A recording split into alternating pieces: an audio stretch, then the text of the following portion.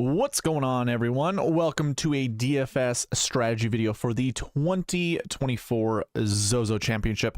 My name is Eric, and I'm here with SweetSpotDFS to go over everything you're going to want to know on how to hit the optimal lineup this week. I'll be covering the golf course, the tournament information. We'll get into pass optimal and GPP winning lineups. I will also do a review of the Shriners Children's Open, just so you guys can see how the SweetSpot process did during that event, or for that event, I should say. And then we're going to get into the specifics of the channel, well, not of the channel, but of what I like to do, the whole SweetSpot process. We'll go over the Marquee Tee Times, we'll talk about the bucket system, and then I'm going to be building some lineups at the end of this video, or of this live stream. Both things can be correct. Which leads me to a point. I do giveaways. I do this every single week, and before we get into the video, I like to cover giveaways, so I'll put it up on the screen. You have a chance to win $5 every single week by being subscribed to the channel and participating on this channel, and you can participate by the roll calls that I like to do throughout the video, just to keep you on your toes. Say, hey, whoever's here, I'll reward you for watching, but you can also just comment when this goes on replay. So after it goes live and it's now a replay for you guys, comment in the comment section. You get or you'll get an entry that way. And if you're here during the roll calls, you'll get entries that way as well. So you can get multiple entries just by participating on the channel. Again, it's my way to reward you. So two things came to mind right there. That's what the pause was about. One is, it's my way to reward you for rewarding me for participating on the channel, because that helps me out, and I like to help those that help me out. Secondly, the weekly giveaway is the same criteria for the monthly giveaway. Unfortunately, we've plateaued. We've been at that 780 subscriber mark you see all the way over there. I need 800 subscribers before I give away $100. Otherwise, every month the giveaway I just give out SweetSpotDFS merch. Usually give out a t-shirt, but some people have just been holding on to their money that they've won, because I will be doing a merch drop around Black Friday. It's going to be around that time. So I will share with you once I have designs created as to what I want for the next merch drop. I will share those to you as soon as I can. I'll share them through Twitter. I'll share them here on the channel. So just be here in the beginning of these videos where I like to do a lot of these updates, and you won't miss out. So without further ado, how about this? Let's go ahead and let's run a weekly giveaway. Like I said, these giveaways go into our monthly giveaway, and all I gotta do is hit this little Y here, but not without a drum roll first. Nate Danger Golf. That's one entry. I think it was, yeah, he came in here during the live stream and was here during roll call number 1. So Nate Danger Golf, that is. You, sir, have won a $5 giveaway. I do Google Pay, PayPal, and Venmo. So if those work out for you, I can send you $5 that way. If you want to bank it for a merch drop later, we can certainly do that as well. So $5 is yours. Please reach out to me. I do not have your contact information, so I will not be able to reach out to you. But yeah, you won $5. And of course, like I said, these entries all go into the monthly giveaway that I'll be doing. I forgot to mention this part. The first Tuesday of the next month. So it won't be next weekend, and I don't even know, does the PGA Tour schedule actually have a tournament the weekend that follows? I know they have a break somewhere in between. Let me double check. They actually, okay, so next Tuesday, there's not even going to be a tournament for us to go over. The following Tuesday is the November 7th. I will be doing the monthly giveaway. Like I said, that'll be worth $100 if we can reach a sub goal of 800 that you see on the screen. That's total, so we just need 19 more. But also, excuse me, I shouldn't even say also. If we reach a sub goal, we'll give away money. If not, I'll give away merch. So that's all you guys need to do. What else to go over? Really nothing. Let's talk about certain things that you guys can do. Again, Nate Danger Golf, congratulations on winning. If you want to follow along on this video, I do have a website that's up and running. You can come here to SweetSpotDFS.com and then go to Fantasy Tools. Check out the cheat sheet that I'll be covering throughout this video. You can either use the website to look it over, or you can click here and it'll bring you to the Google Sheet where I keep the cheat sheet available. You can also find the cheat sheet in the description of the video. You can also request the optimizer that I'll be running throughout this video. I'll be using to create lineups at the end of the video. So you can request it here. And then of course I have combo buckets, which I can talk about a little bit later when we review the Shriners Children's Open, because I still have the results up for you guys to review, and I'll cover this when we get there. But this requires you to sign up on SweetSpotDFS.com to check out the 7K combo buckets. Now, if you want to check out the other combo buckets, you need to be a member. It has to be a paying member of some kind, either weekly, monthly, yearly, or lifetime. And again, I'll cover this during the review of the Shriners Children's Open. I will also say this. You have to be, I'm going to give away $1,000 when we get to 1,000 subscribers. And in order to take advantage of that giveaway, you need to have an account on SweetSpotDFS.com. So that is going to be the requirement. And then you're going to have to be a subscriber to this channel and watch out for whenever I post, hey, I'm going to give away $1,000, because you're going to have to watch the video in order to win it. So that's all available to you guys. Again, you can follow along on the cheat sheet as I go through this, link in the description, or go to SweetSpotDFS.com, go to the Fantasy Tools, and you'll find the cheat sheet right there. Okay, let's dive in to the ZOZO Championship. I think that's, yeah, those are all the things I needed to tell you guys. Yeah, let's dive in and talk about the golf course and tournament information.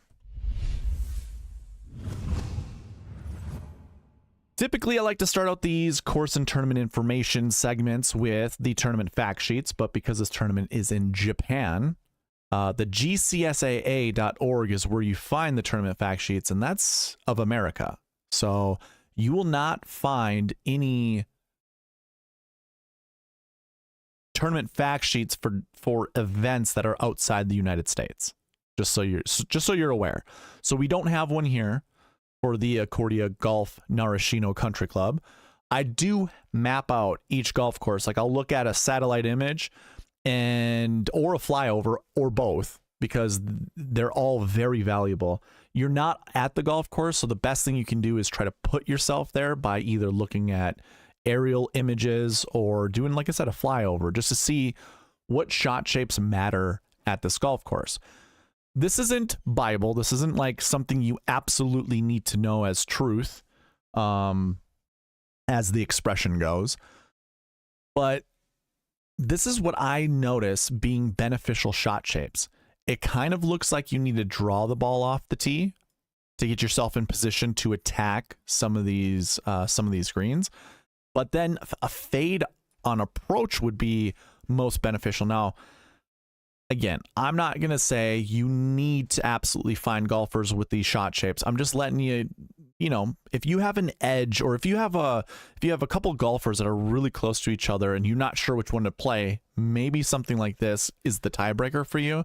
It should not be the end all be all when it comes to your analysis or your prerequisites as to picking a player. But it is kind of interesting. This golf course is pretty tree lined. Unfortunately, I don't have the satellite imagery to show you. I think there's some other podcasts out there that were talking about how driving accuracy isn't that big of a deal here. But if I'm going to be real with you, driving accuracy is usually never a big deal anywhere. Off the tee stats bake in both accuracy as well as distance. And you're more rewarded with distance than you are with accuracy at just about any golf course. There are some golf courses like the Harbor Town, the tournament that's played, or the RBC Heritage, I should say, that tournament, the golf course there. It's Harbor Town something. I forget what it's called. Or Hilton Head. That's what it's called. Something like that. I don't remember. But anyways, That's like a less than driver golf course because it's so narrow that you can't really punch a driver all the way around that golf course. But anytime you can use a driver where it's not that penal versus, you know, laying up, hitting it further is better than hitting it shorter. So anyways, I mentioned all that because you're going to hear a lot of it's tight, it's tree lined, it's this, that. You're going to have to, you know, pick golfers that are very accurate off the tee, but then you're going to listen to some people say that you don't have to find golfers that hit it straight off the tee. I'll just say this is how golf works all the time. You're hoping your golfers have good breaks. You know, the golfers they execute their shot at like a 70% clip, like the PGA Tour players do. So or like a 60% clip, usually off the tee. Hopefully the times that they don't hit, they don't put themselves in trouble, like behind a tree. That's what you got to hope for. But again, I would always go with golfers who hit the ball further off the tee than those that are accurate. It's just, that's what history will show you as to who does the best on a lot of these tournaments, or that does well at most of these tournaments. Okay. I rambled there a little bit, but I just wanted to get you understand that distance matters a little bit more. And I know it's opinionated. You don't see stats on the screen right now, but trust me, I know what I'm talking about. I will show you in a future video for sure. There's definitely a strokes gain video that I want to talk about, or, you know, I want to create a new strokes gain tournament to talk about that kind of stuff. What's going on, Shelly Carn and Mr. Carnivore? Nice to see you guys in the chat. Okay. So I mapped it out, and I kind of want to spend a little bit more time on this because I don't have the tournament fact sheets. I want to give you guys, you know, your time of discussing the tournament in the golf course. So that was the golf course. Your tournament has 78 golfers in it. And you actually have a pretty decent strength of field this week versus the last few weeks. It's 265. When we compare that to other years, last year was 262. The year before that was 300, and the year before that was 228. And I don't have one for 2021.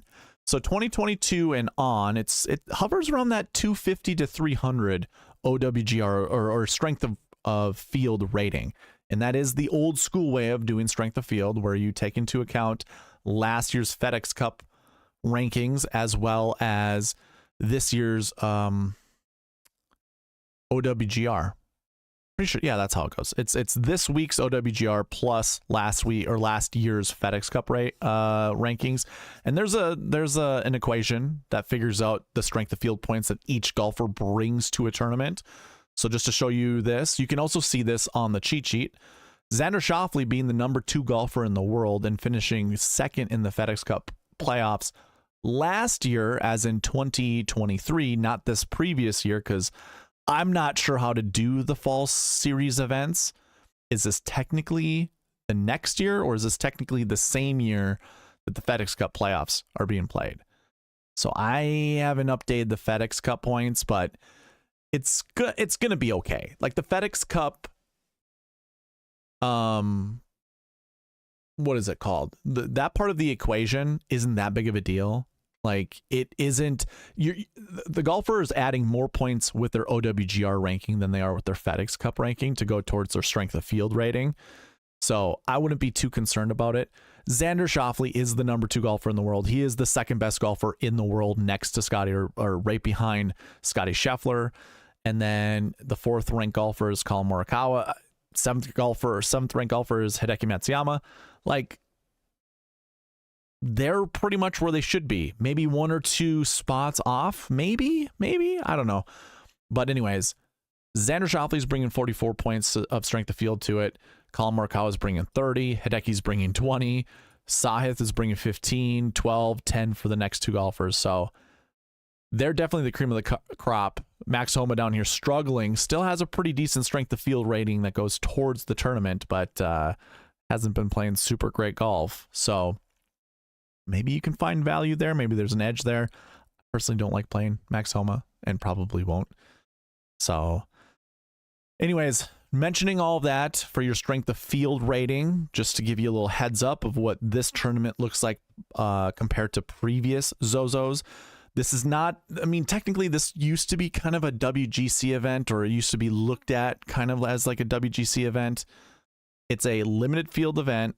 It's not a signature event. I mean, I would imagine Japan would like to make it a signature event, but it isn't. There's a little bit, I mean, what, Tiger won the first one or did he win the second one? I can't remember. Let me double check the results. Tiger Woods won the inaugural ZOZO Championship. So like that already adds a prestige to it. And then you've got some really good golfers that have won the tournament in previous years. Patrick Cantlay, JT second, Rahm was second. Like you get some good golfers that come to this tournament, at least in the past you have. With the fall series, this being a fall series event, it's kind of lost its luster a little bit. But yeah, still got some good golfers here. Colin Morikawa won it last year at 14 under. So right away, you can kind of see the trend as to what the winning score is going to be. It's probably going to be mid-teens. Patrick Cantlay winning at -23. I think the weather was just, or was that, nope, 2021 would have been Shadow Creek, I believe. Let's double check. I think I have it under the results, right? Yeah. Oh, Sherwood. Sorry. Sherwood Country Club. Japan was just as anal as the rest of the world was with COVID. So they did not want you to come and play in 2021.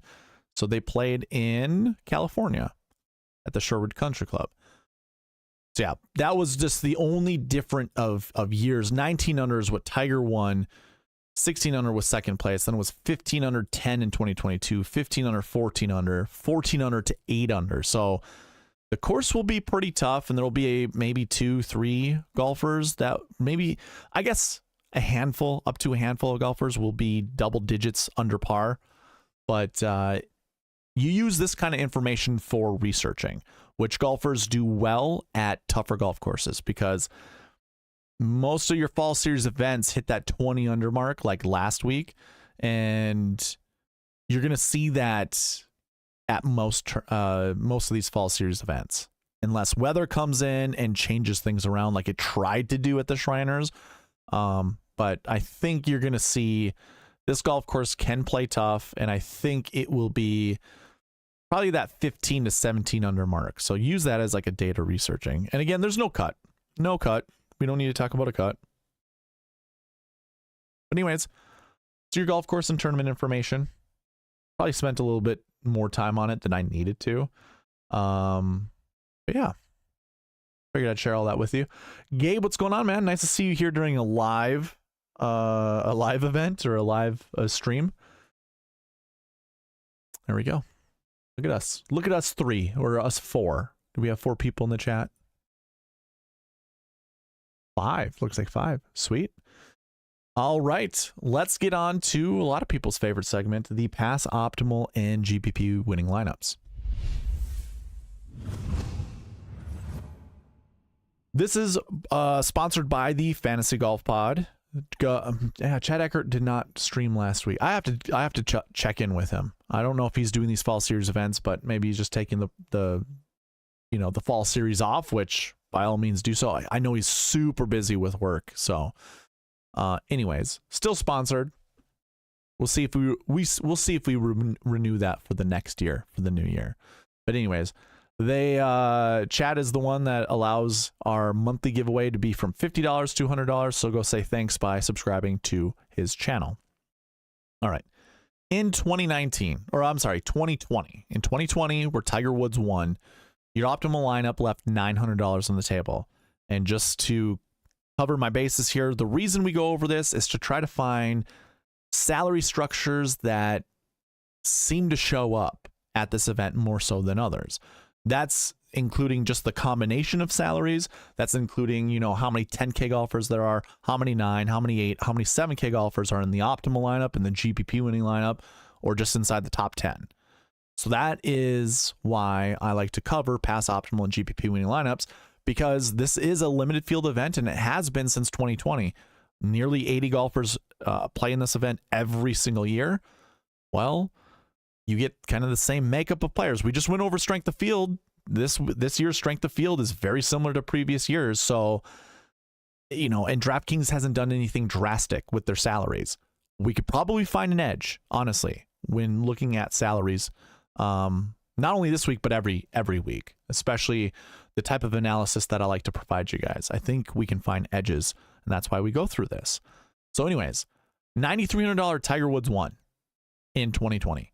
Then you had a $10,700 Hideki Matsuyama, $11,500 Rory McIlroy, 1, 2, 3. And then Sungjae was also third, $8,800, and Gary Woodland was $9,500. So right away, you have 5 golfers inside the top 5. All 5 golfers of them were $8,800 and above. And if you want to cut Sungjae from the mix, you had 4 golfers that were $9,300 and above.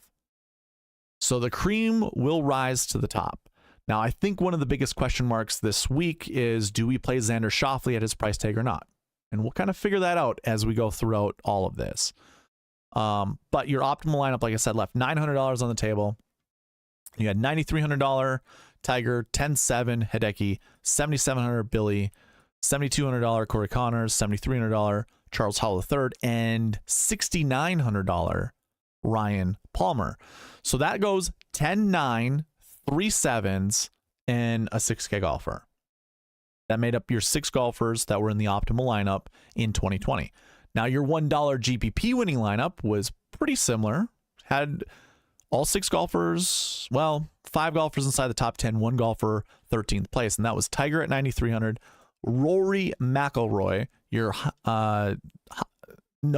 second most expensive golfer of the slate. I just saw Justin Thomas down here at 11,800. But then you have 77, 73, 69, and 72. So that also follows the 10, 9, 3 sevens, and a 6. That was 2020. Moving on to 2021, your optimal lineup left $200 on the table. You had Patrick Cantlay at $9,400. Then it was JT at 10-6, 81, 72, 71, 72. So that one went 10-9-8, 7-7-7. So we're kind of seeing a little bit of a trend going that 10-9 route with at least 3 sevens in the mix. Again, that one left $200 on the table. Your GPP winning lineup is going to be replacing a couple of those golfers. So Russell Henley and Cam Smith were not in the GPP winning lineup. Instead, it was Bubba Watson and Lonto Griffin. So those other 4 golfers were the same. This equaled $50,000. I guess what I should have done in 2020. Here, I'm going to go back to 2020 really quick. Your GPP winning lineup scored 569.5 points. Your optimal scored 593. So like a 30-point difference. Pretty close. Coming back to 2021, your optimal scored 756.5, and your GPP winning lineup scored 748. That's an 8-point difference. 8.5 point difference. That's nuts. That's really good. Really good to be that close. So again, why we kind of talk about this pass optimal GPP winning lineup and kind of, you know, continuously talk about how important it is to get the certain salary structures correct is it's just a piece. It's a piece to the whole targeting system of hitting the optimal lineup. So that's 2021. 2022, your optimal left $1,400 on the table. We don't leave more than $800 on the table. Just don't. If you try to leave a lot of money on the table, good luck. Like, you open yourself to so many different lineup combinations by leaving more money on the table that I don't even know if you would even know where to start. I mean, you probably do, but that's like really, really trying to find a needle in a haystack, and it's very difficult to do. Just stay above. Like, look at all these GPP winning lineups. I bet you most of them don't even leave. You're not going to see more. Most of them. What am I trying to say? Like $500, $600 is the max any GPP winning lineup is going to leave on the table. But here you have $0 left on the table. And your optimal, though, we'll start there, goes 10, 9, 7, 7. Oh, there's an 8K golfer in there, actually, and then a 6. So that's a 10, 9, 8, 7, 7, 6 approach, just like Mr. Carnivore was saying in the chat. That was your optimal. The best lineup you can build. Of course, it left $1,400 on the table, and I don't advocate for that at all. Your GPP winning lineup scored 532 points, by the way. optimal scored 576. So you had like a 40-point difference there. This one left no money on the table yet again, or like I said earlier, I should say. And that one goes 10, 9, 8, 7, 8, 6. So that threw me for a loop there. 10, 9, 2 8s, a 7, and a 6K golfer made your GPP winning lineup in 2022. I have a more realistic optimal lineup where you still kind of follow the trends that we were talking about. And this one scored 574.5 points, whereas the optimal scored 576. So you're only 1.5 points difference by doing this lineup, and that's going 10, 9, 8, 7, 7, 7. So that, again, I show that because the optimal lineup left $1,400 on the table, and it's really difficult to build lineups that way. So let me give you a more realistic lineup that's really close to the optimal, and that did it in 2022. In 2023, your optimal left a ton of money on the table yet again, $2,100 to be exact. And that actually started with a 9K golfer, an 8K, 3 7s, and a 6K golfer.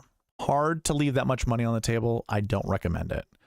Your GPP winning lineup, the $5 lineup, left $200 on the table, and it goes 8, 7, 9, 6, 10, 6. Or if we can say it in a different way, 10, 9, 8, 7,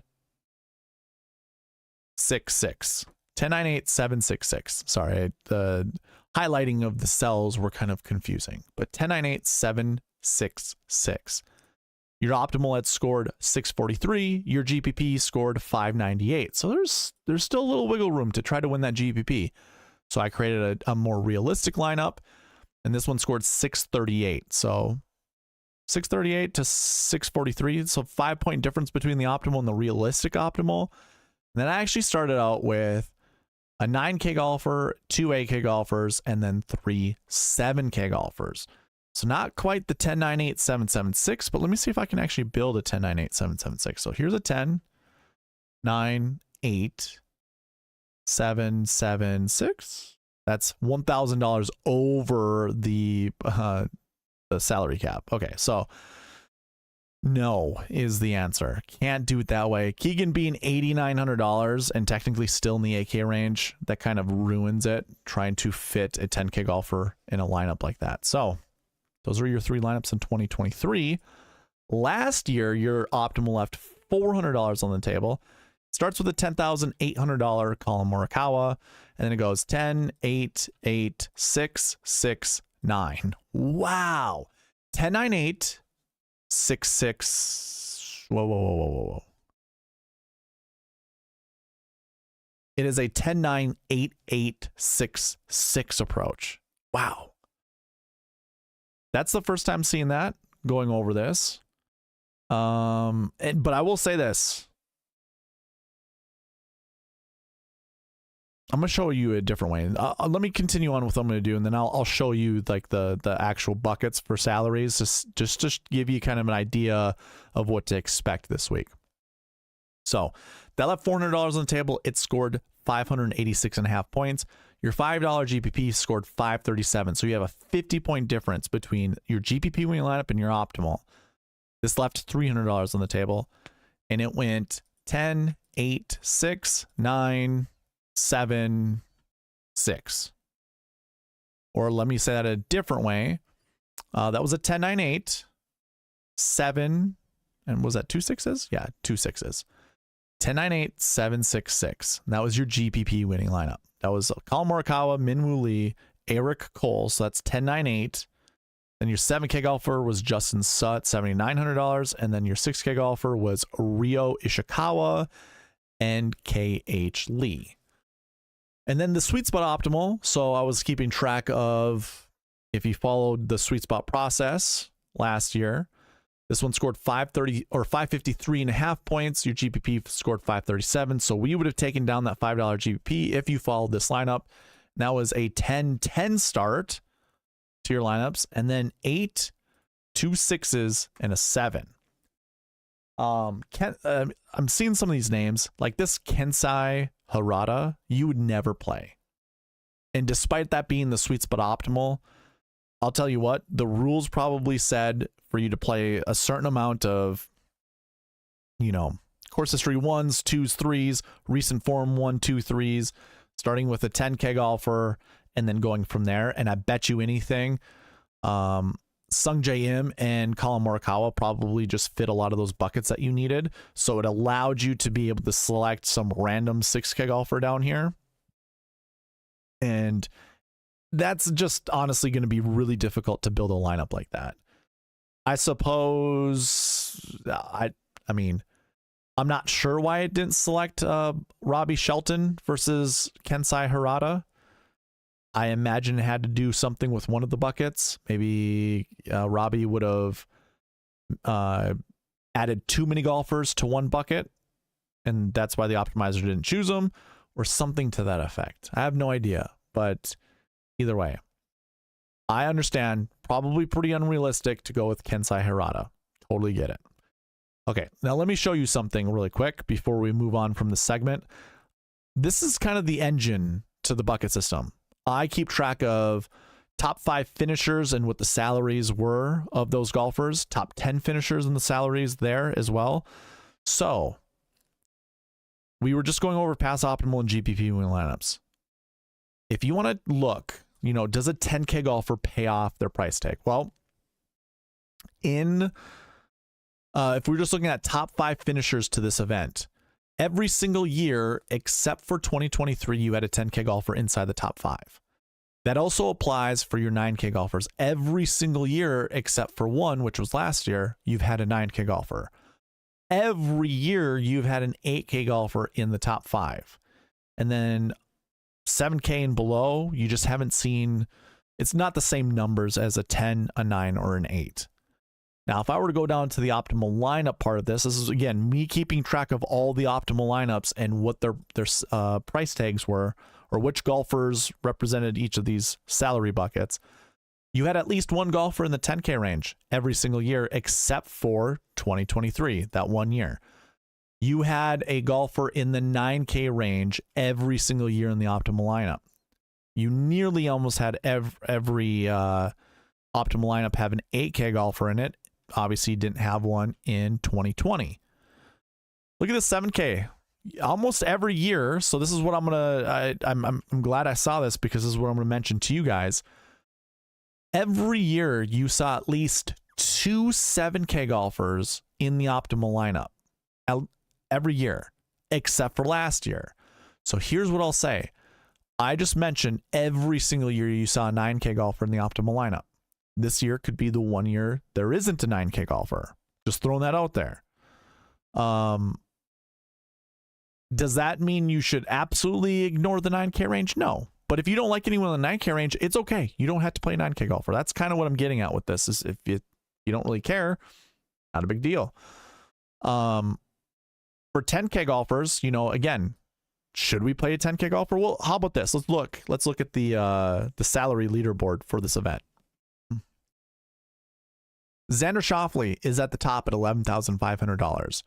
Now, I don't think we saw the most expensive golfer win the tournament ever, but it doesn't mean you have to play, or it doesn't mean you have to pivot off of the most expensive golfer. In fact, how about this? Let's just do this really quick. I'll go back to 2020. Your most expensive golfer actually finished fairly poorly, 17th place. And he was only the most expensive golfer by $300. So maybe we can make this a different argument. Should you play an $11,000 golfer and above? Well, Rory McIlroy was in the GPP winning lineup. He finished 3rd. And then the very next golfer underneath was in the optimal with Hideki Matsuyama. So maybe you don't. Either way, the GPP winner there did play an $11,500 Rory McIlroy. Going to 2021, let's go ahead and do the salaries. Wow, your most expensive golfer finished 17th. There's a trend there. We'll see if that continues on. And then your next 2 expensive golfers finished 2nd and 2nd. Okay, again, that's a trend. In 2022, is the most expensive golfer going to finish 17th again? I don't see it. So no, I don't think so. He finished 7th, and that was Collin Morikawa. And then the next two golfers didn't finish well at all, including Xander Schauffele. And then it was Hideki Matsuyama. So when Hideki's in the 10K range for the ZOZO, you just play him, I guess. Yeah, very interesting. So top price guy actually was okay. Still was in the GPP lineup. Still was in the optimal lineup. So that was 2022. So far, 3 years, we saw of the top 3 priced guys, 2 of them finish inside the top 5, except for last year, or the 2022. 2023. Xander Schauffele was your top price guy, and he was in the GPP winning lineup. Again, the GPP winning lineup won $25,000. So I'm not gonna knock it. Yeah, he finished 9th place, which isn't a great finish, but this is just to go to show most of you guys out there that playing the top price guy, even at high ownership, doesn't really matter. The GPP winner did it in 2023. And then the next 4 golfers, including Hideki Matsuyama, did not finish that well.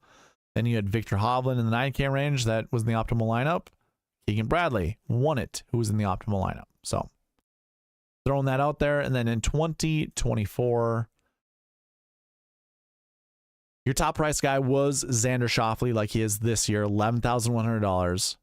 He finished poorly, but then you had Colin Morikawa winning the tournament. Sung Jae was in the sweet spot optimal to go along with Colin Morikawa, both 10K range. So if there's anything that I've seen as a trend this week, or not so much this week, but for this tournament, is your top price guy has never won, and in fact has never placed better than 7th place.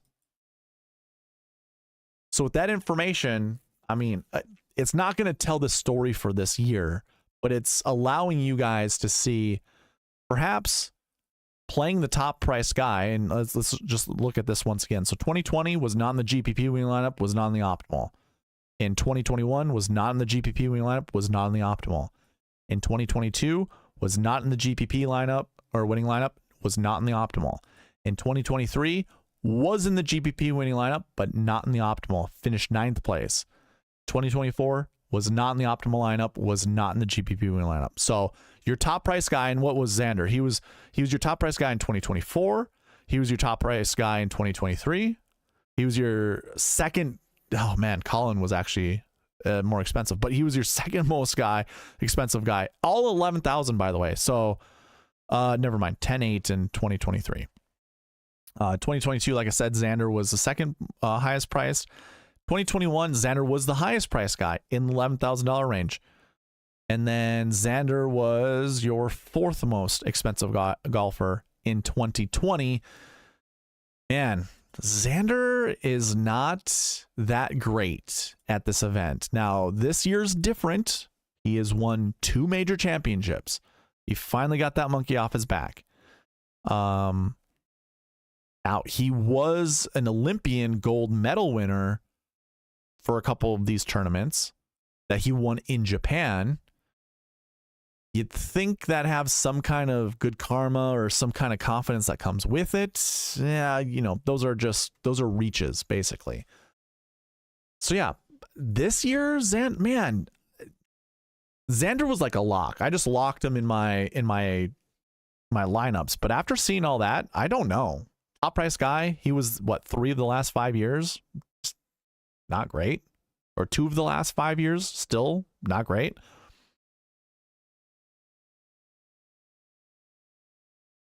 Sometimes you got to think about narratives as to why certain golfers are playing certain events. This is Hideki's home field event. Xander has grandparents that live in Japan. Is this a family outing for Xander? Is that why he hasn't played well at this event? That could be a reason. Could be.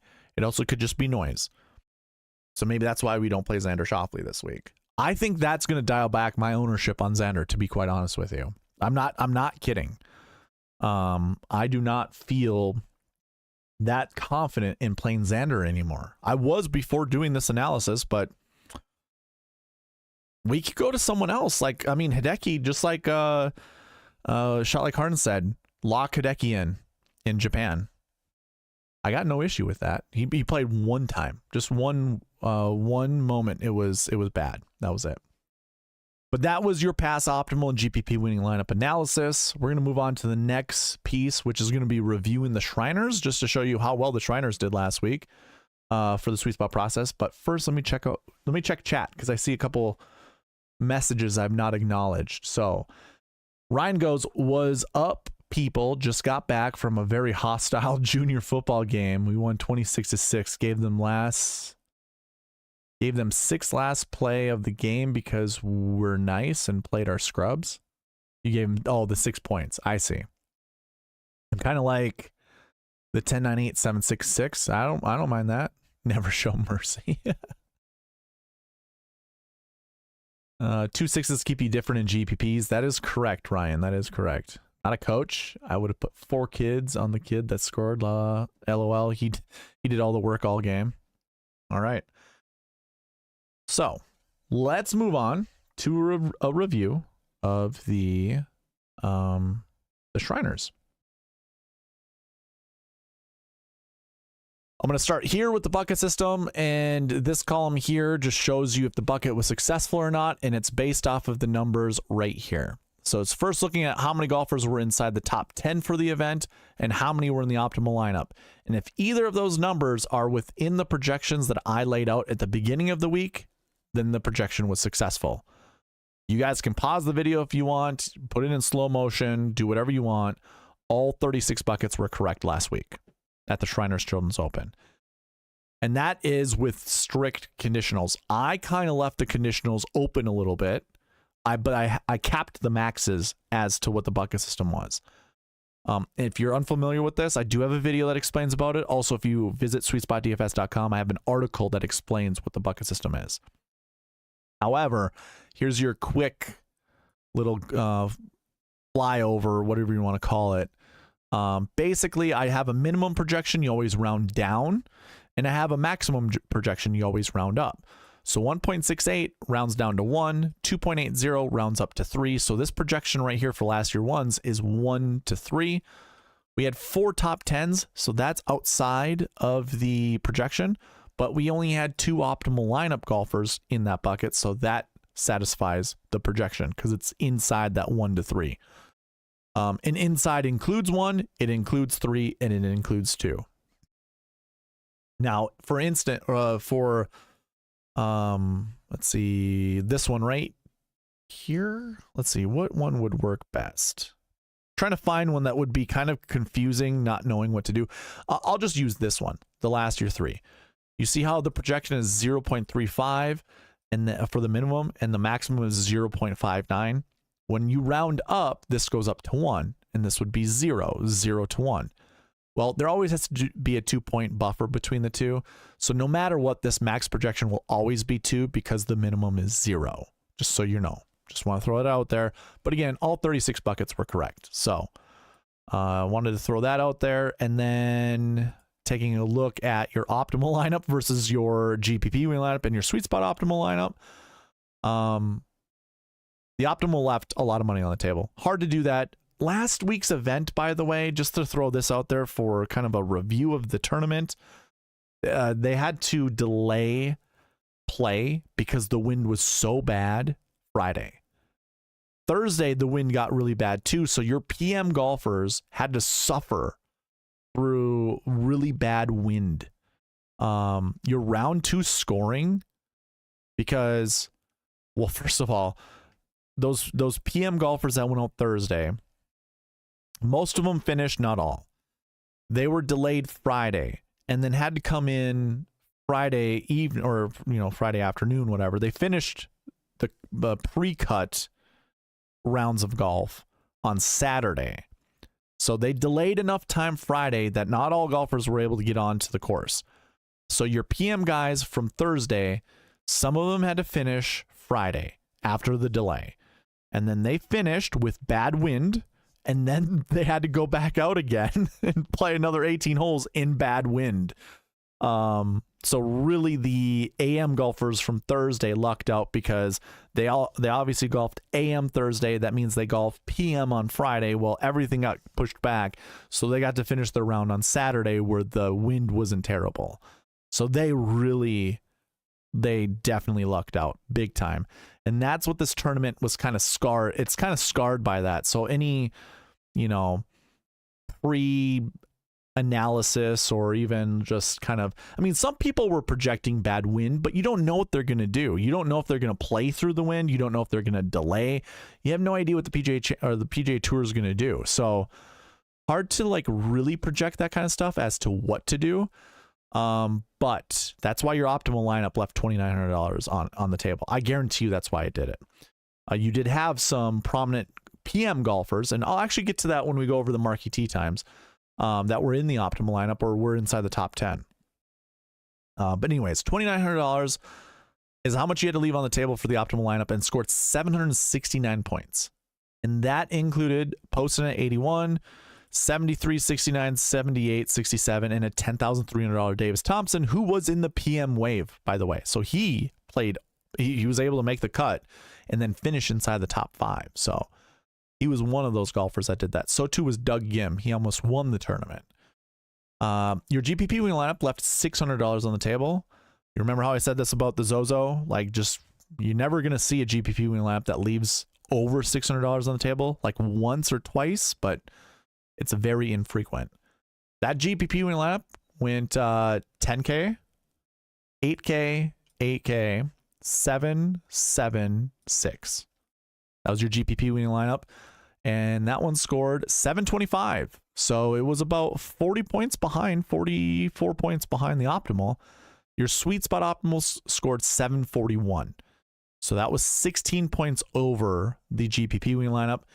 And that would have consisted of Davis Thompson, and then you got to go all the way down here, 23rd place, to what my friend Byron Linda Q calls, which I actually love, because the guy's got the biggest moobs I've ever seen. If you don't know what moobs are, those are man boobs. Bitch tits Bo is what Byron calls Bo Hosler, which is great because Dumpy Bo is another one you can call him. But dude, Byron with the bitch tits Bo is so good. BTB.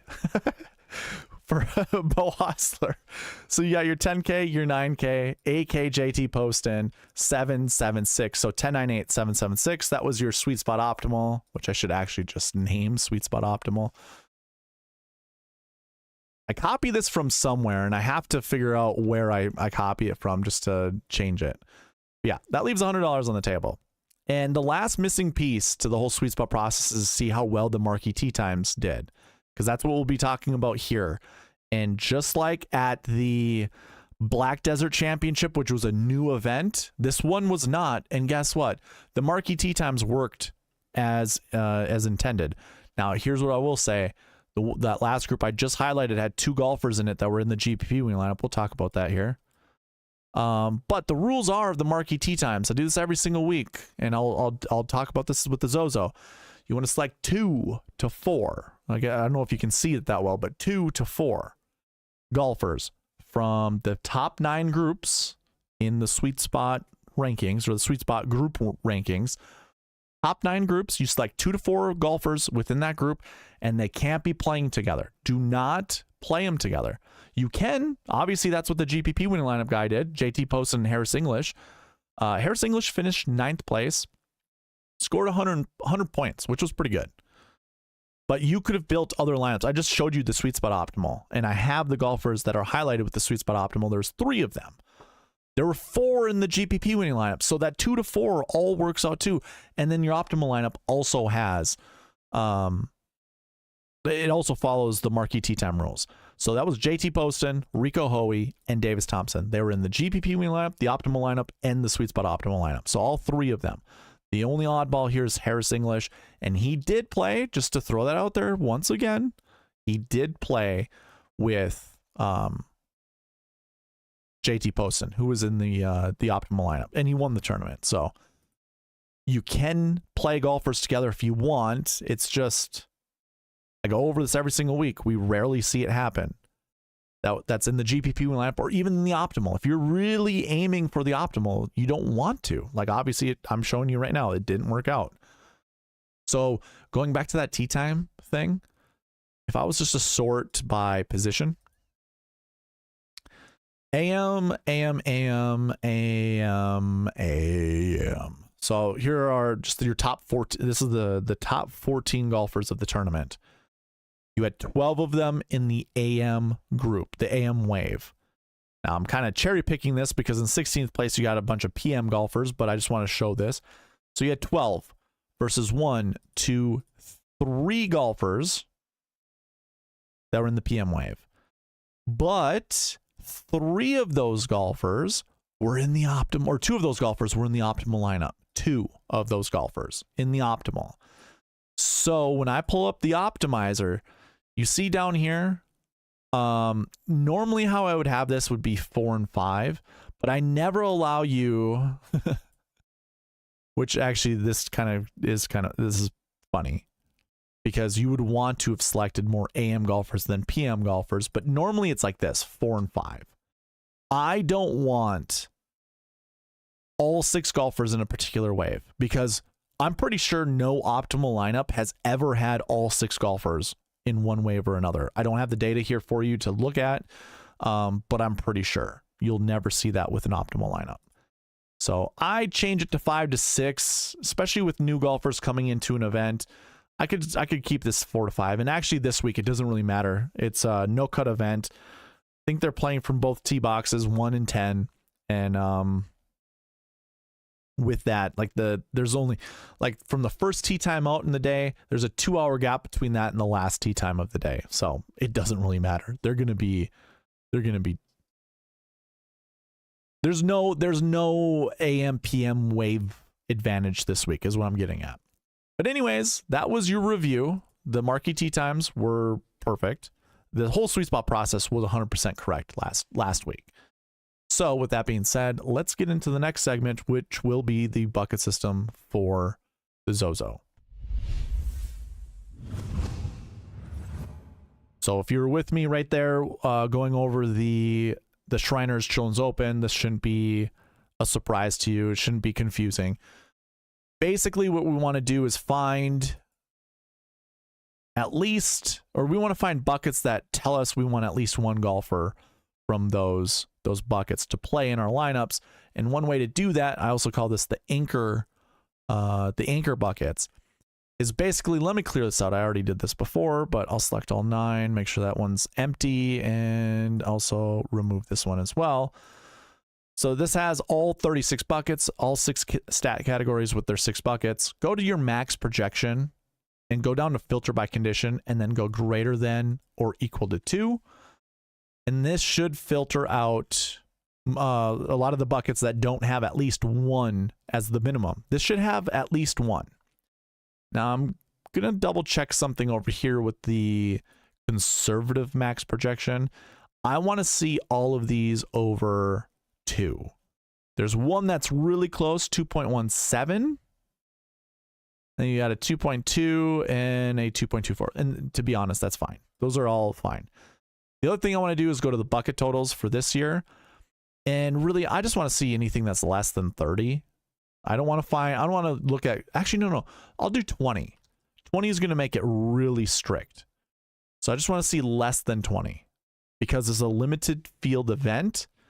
And I don't want volume driven buckets. So there are 2 that are at 20.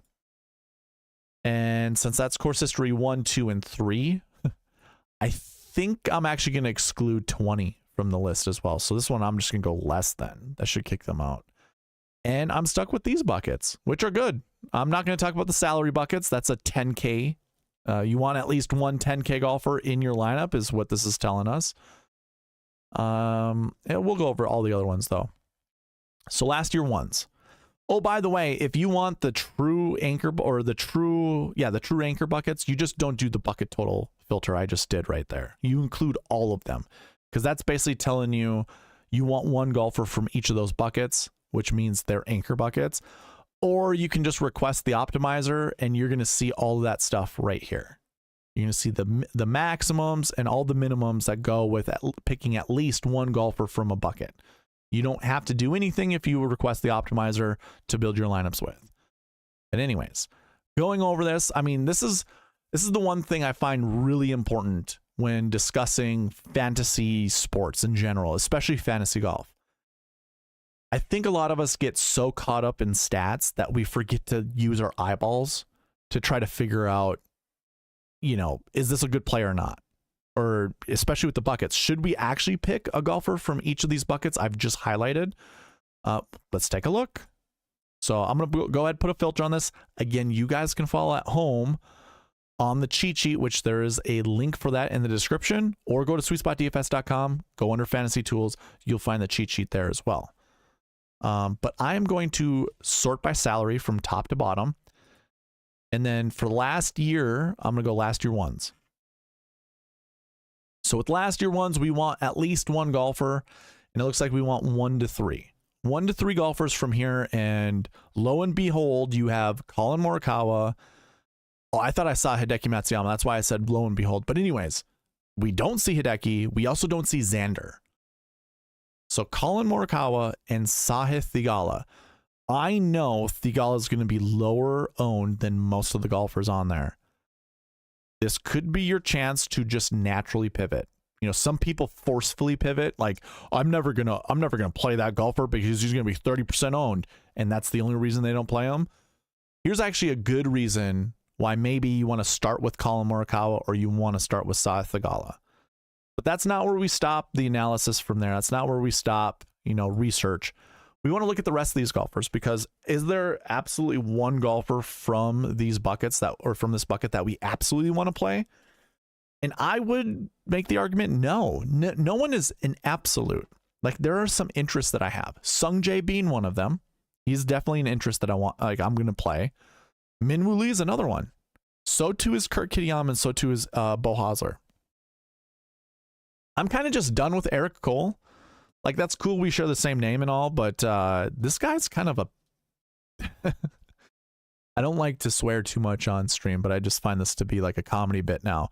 He seems like a bitch. Like, I don't understand why he can't play better golf. Like, I don't remember what wave he was in during the Shriners, but I thought he'd play so much better at the Shriners than what he did. I suppose, oh, he did miss the cut. Looking at JJ Spawn, he made the cut, finished 34th, but what is going on? There's some tournaments that I thought Eric Cole would just dominate and then just played terrible. So I'm not fully out on Eric Cole, but man, I just wanted to express a little bit of frustration there. But yeah, the other golfers are very interesting. Like, I'm very curious to see how Minwoo's going to do. This is an event in Japan. He is from Australia, I believe, that or New Zealand. I can't remember. So it's close-ish to his home, same time zone than what he grew up with. Or close to, I should say. I don't know if it's the same. I don't think that's a good enough reason to play Minwoo just based off of that. Sure, seems decent, but yeah, I don't know, man. Not, you got to be kind of cautious. Like, it seems like he'd be a good play, but you just, how often has he broken our hearts, honestly? You think he's going to be good at a particular event because of his skill set, and then he just disappoints you. So I'm cautious. He's 7th in my model, so he's priced fairly when it comes to his DraftKings price, according to my SweetSpot model. So that's wonderful and all. But yeah, I mean, so Kurt Kitayama, I have some caution. He's been playing way better than I would expect. I figured Eric Cole would have the trajectory that Kurt Kitayama has right now, but that's been flipped. And then Beau Hossler's just been playing some solid golf as of late. So can't go wrong there. Or maybe you can. It's a no-cut event, so really you can't go wrong. Moving on to the next bucket, course history ones. I imagine, well, we'll see Hideki in this one, but we won't see Xander yet again. Oh, we don't even see Hideki in this bucket. That's surprising. Let me clear the filters. I'm really curious. Why is that? What is his... Did he withdraw from one of the events, I wonder? Matsuyama. Nah, 40th in 2023, 51st last year. Okay, good to know.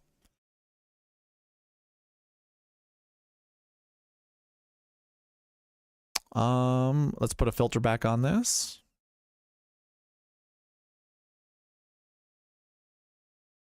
And okay, so we're talking about course history ones, and I think this projection is 1 to 3. Could it be 2 to 4? I wonder.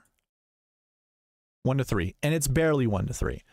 So we have Minwoo Lee up there again. Bo Hosler's up there again. So too is Eric Cole, and so too is JJ Spawn. This guy's down here, Kensai Hirata, but you know we're not really playing that guy. And if I didn't mention Sahith, he's also there too. So this is another good reason to play Sahith Theegala, maybe. I'm not quite sure, but yeah. This one I'm not sure there's a golfer I absolutely want to play. Like I did mention in the last year one bucket that, you know, like Bo Hosler, Minwoo Lee, those are all considerations, but that's because kind of like collectively I don't mind playing at least one of them. But now the list kind of narrows a little bit, and seeing some of these golfers, I don't know if I feel absolutely necessary to play Bo or Eric Cole or Minwoo Lee. Sahith, I guess Sahith is growing on me the more we talk about this, so I don't mind that. I'm not going to spend more time on that. I just wanted to mention it. Recent form 2. So let's go ahead and select everybody, or clear out the filters and then put a recent form 2 filter on there. And we get Minwoo Lee yet again. Minwoo, Bo Hosler. Oh, I thought I was going to say Eric Cole. So those are your 2 golfers so far that have been in every single bucket. Last year ones, course history ones, and now recent form 2s. Minwoo and bitch tits Bo. Oh my goodness. All right, well, you know, and these projections, by the way, are 1 to 3. You want to play somewhere between 1 to 3 golfers, so having 2 of them is fine. If you want to start Minwoo and Bo, you're more than welcome to. You absolutely could, but I don't know. Oh yeah, by the way, I forgot to mention this. This tournament starts Wednesday night. Let me double check on DraftKings, because I might do a members only stream tomorrow night. I'm not positive. Take a look here. So this event starts in 22 hours. So no, I won't be doing a members only video tomorrow, because this would be the time I'd be doing it. So you gotta get your lineups in soonish. I'll have mine done by tomorrow afternoon. So no members only video, just throwing that out there for those that are members to the channel, and then go check out that video. There won't be a members only video tomorrow. 7:45 p.m. lock. There we go. Criminal 012. What's going on, man? Nice to see you in the chat. All right. What did you guys all say? I'll cut in the middle of this just to see what's going on. See, so Shalik Harden goes, I'm fading Xander's price is way too high, trying to avoid 6K range, and I think Hideki or Morikawa wins anyway. There you go. On bucket system though, how many PM guys were in some bucket? I can't do that right now. PM guys got hosed last week with wave advantage. Yeah, so I'd have to I figured out a way to figure out the strokes gain, you know, how many golf, or really not strokes gain, sorry, strength of field. I'd have to create a calculation, a formula to figure out how many PM guys were in a bucket versus AM guys. I'm not going to do that right now. And I don't think I'm going to do it for the foreseeable future. But when I get the website, like the database connected to the website, which, by the way, fun little note, I got all the things ironed out and fixed. So I'll be creating those reports soon. We need wind buckets. That'd be funny. He needs testosterone. We're talking about Bo estrogen. Yeah, there you go. His solar panels are broken. Oof. Can I get the optimizer? Yeah, Ryan, I'll get it to you. I'll get it to you when we start building lineups. Just remind me. Rick Run Good didn't like Sahis, so definitely time to play him. If that's a thing, sure. Theegala was top 10 here. Wasn't he before? Let's check. Sahith Thagala. The Teagues, where was it? Right there. Yeah, he finished 5th in 2023, and last year he finished 19th.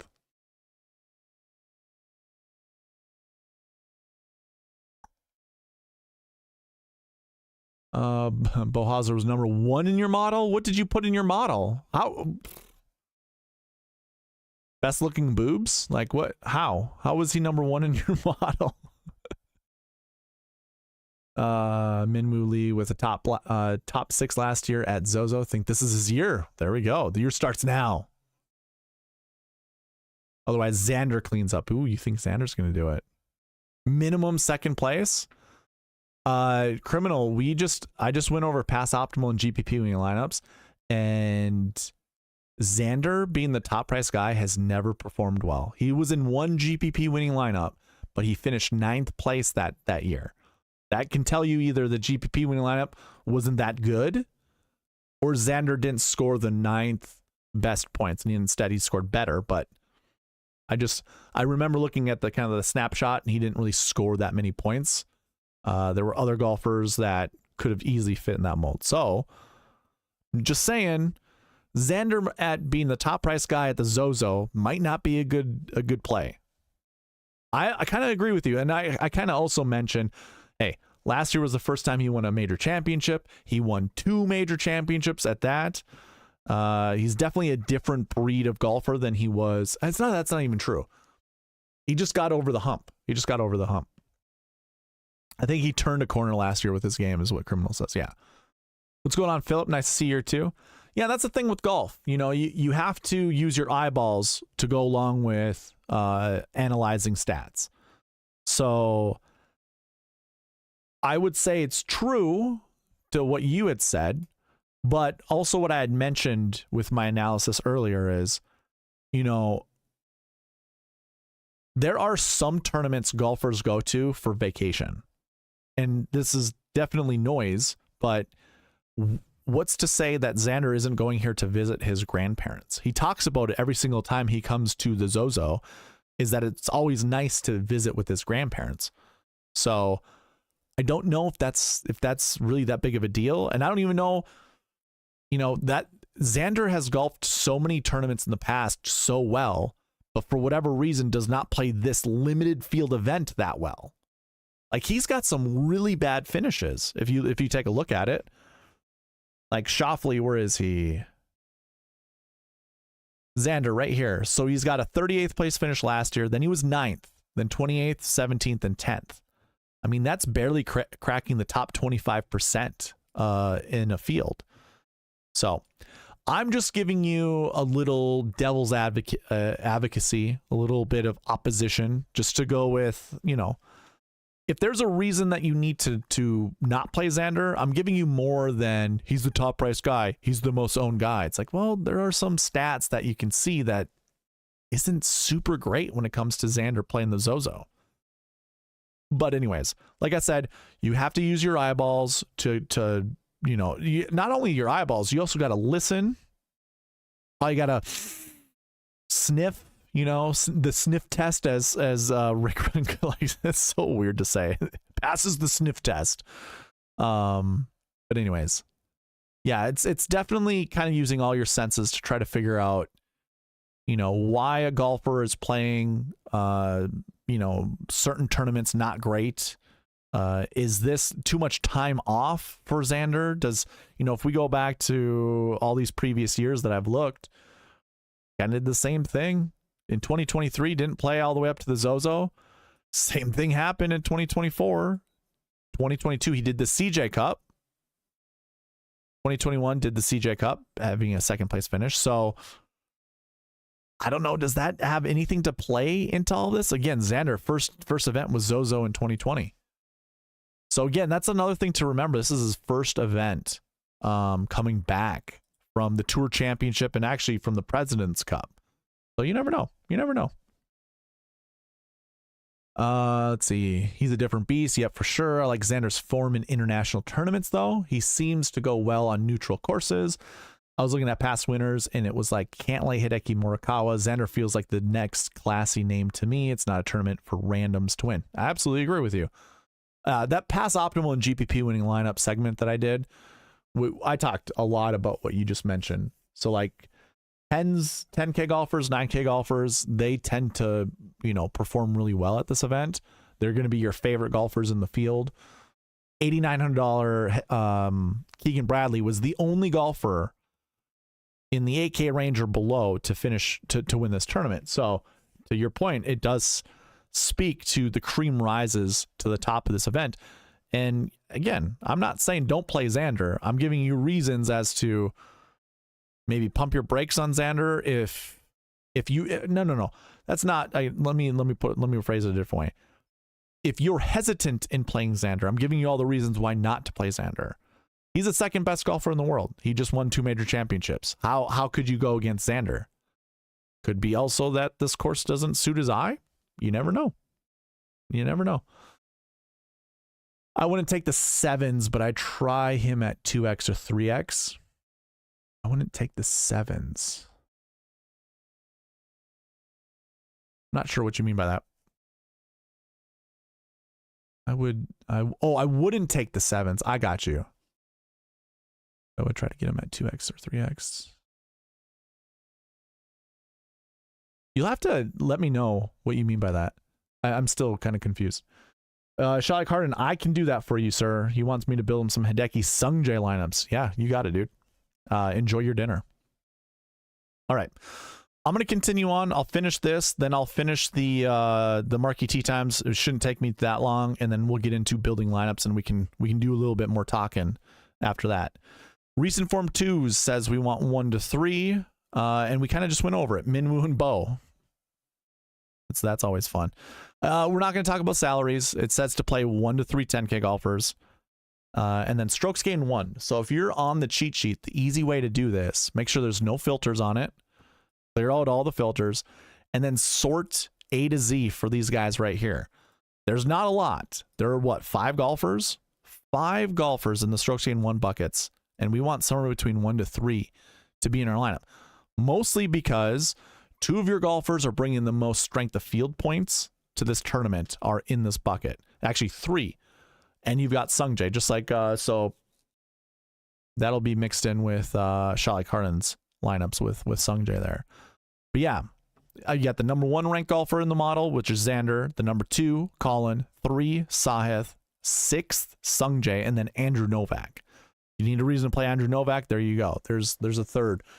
That could be your third golfer. But what are the chances that one of these guys is not inside the top 10? What are the chances that one of these guys is not inside the top 5? And what are the chances one of these guys is not in the optimal lineup? I would say if you're a betting man playing against that from happening, if this is a 5, if I made a bet and I said, this is my group of 5 golfers, I'm going to put money on them, one of them finishing inside the top 5. What kind of odds would you give me?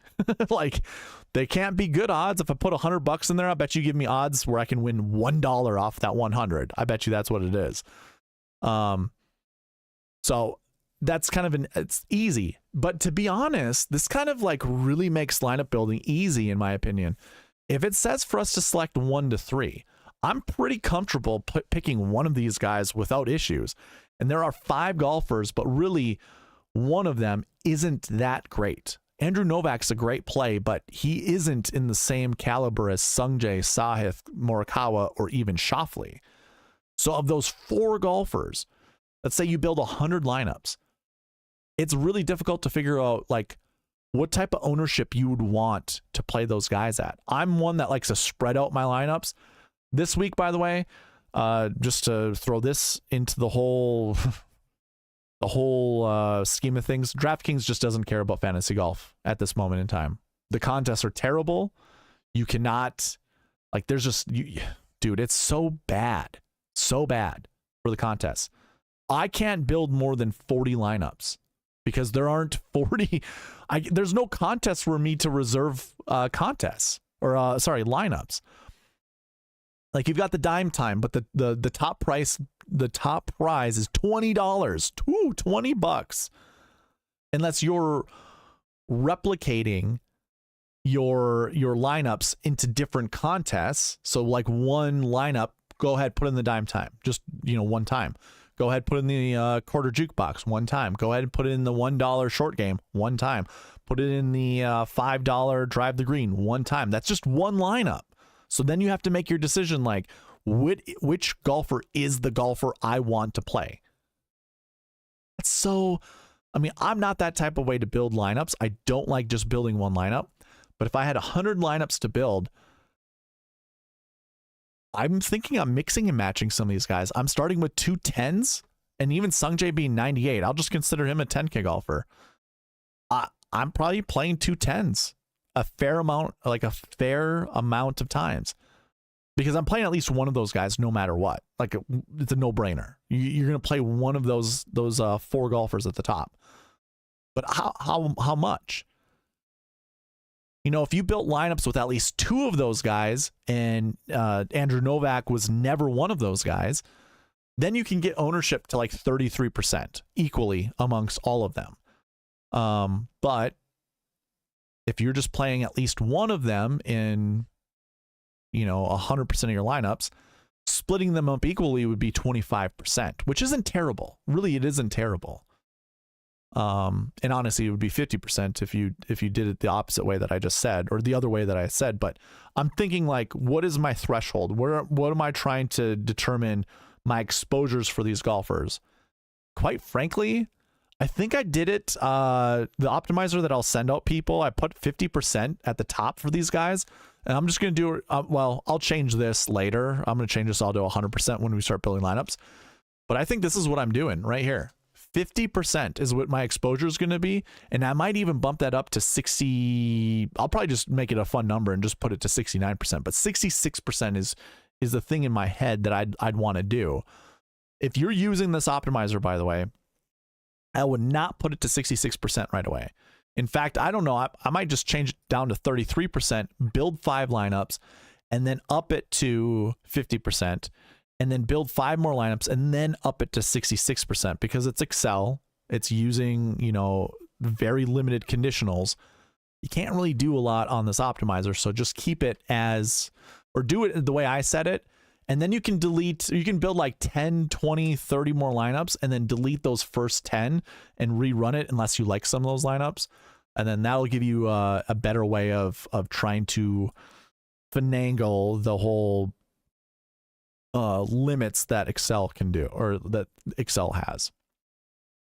So that's kind of my spiel here is, you know, these 5 golfers, they're going to be your favorites to win the tournament regardless, because, I mean, look at the names. They're high quality names. And really, I mean, it's a question between Xander, Morikawa, or Theegala. If you are someone who is very game theory driven, you're probably going to go with Theegala, unless Morikawa somehow shows up at less ownership percentage than Theegala. If you're trying to do the best play, it's probably Xander, despite what we were just talking about with past optimal lineups, or just past history at this event.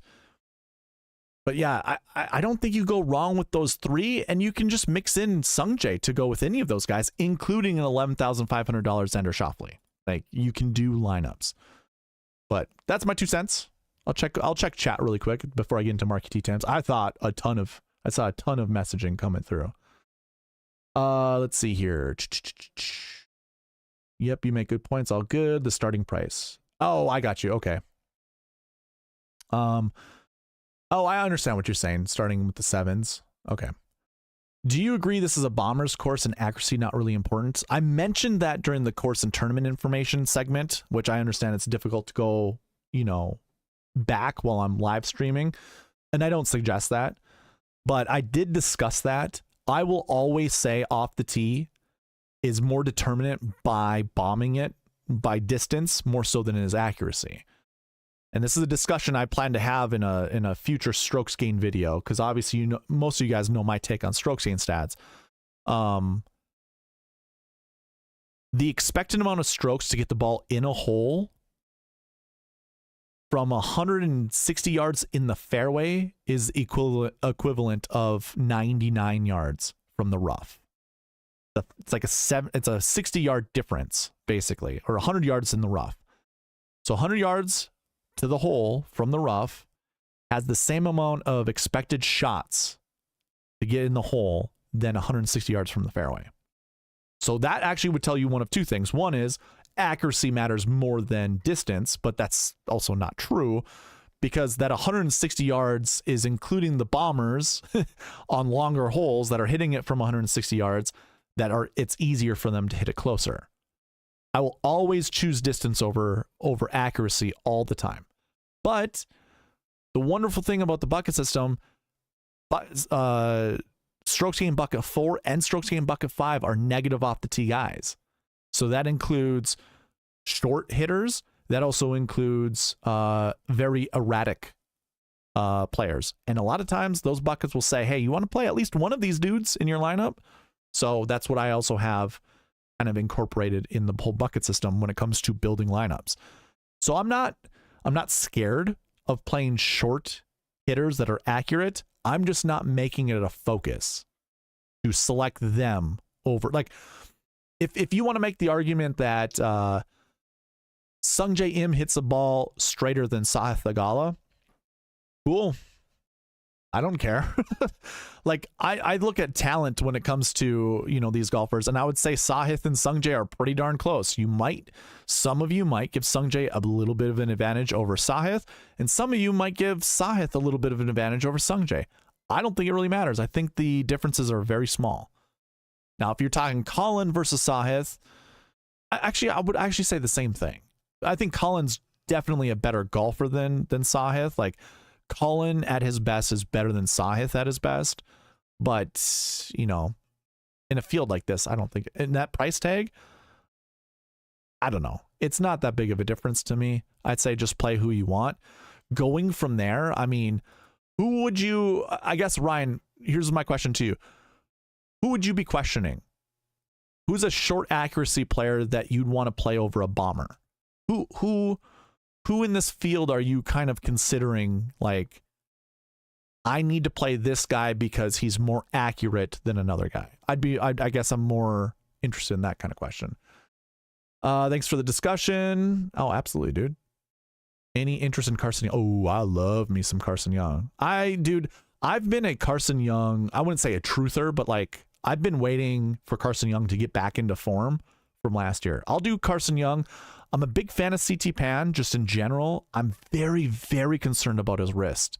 He tends to withdraw at random times, and I'm just not fully invested in getting my feelings hurt by CT Pan, if that makes sense. I like him, though. I think he's super talented. Let's see, for the lineups, I was thinking a lineup of Xander, Minwoo, Carson, CT Pan. Just need one more. Ooh, okay. Well, hey, I'm gonna build lineups here somewhere towards the end. I can add those golfers into the optimizer. Maybe I can give you some ideas that way. Only building 20 lineups, says Mr. Ryan. Ryan, what did you end up last week? You said you were in the running to take down the quarter jukebox. I'm interested in your results. I did terrible last week. I'm going to take my best SweetSpot core, Cascade the Dime Time. There you go, man. Yeah, $2 in there. Maybe you can 10x your money. That'd be sweet. I think everyone's sleeping on Rico Hoey too. Okay. Yeah, probably. I mean, he doesn't really rate out that well in my... I don't think he does he? Where is Hoey?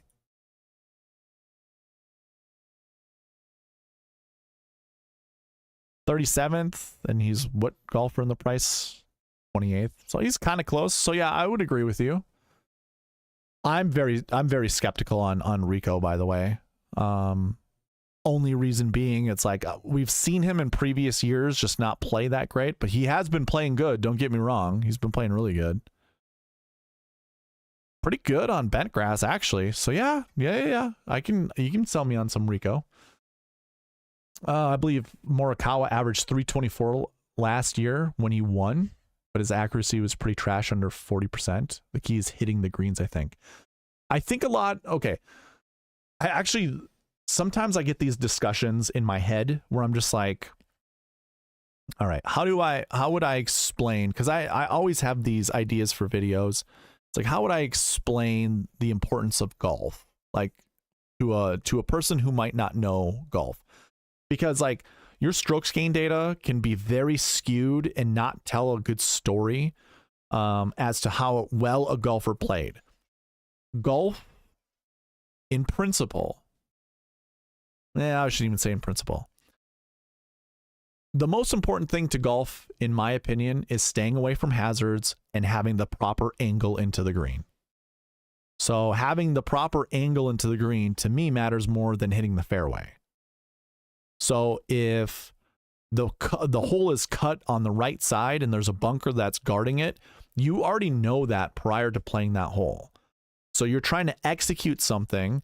If that pin is not accessible from a right fairway location or even a right hole location, I want to miss in the rough to the left. So if you can be that accurate, and I kind of was mentioning this earlier in this video, was PGA Tour players probably execute 60% of the time on any given shot that they're trying to hit. They probably execute somewhere between 50 to 70% of the time. And you can kind of see that when it comes to you know, their results of hitting the fairway or hitting the greens, stuff like that. They don't execute as much as we think. They're not robots.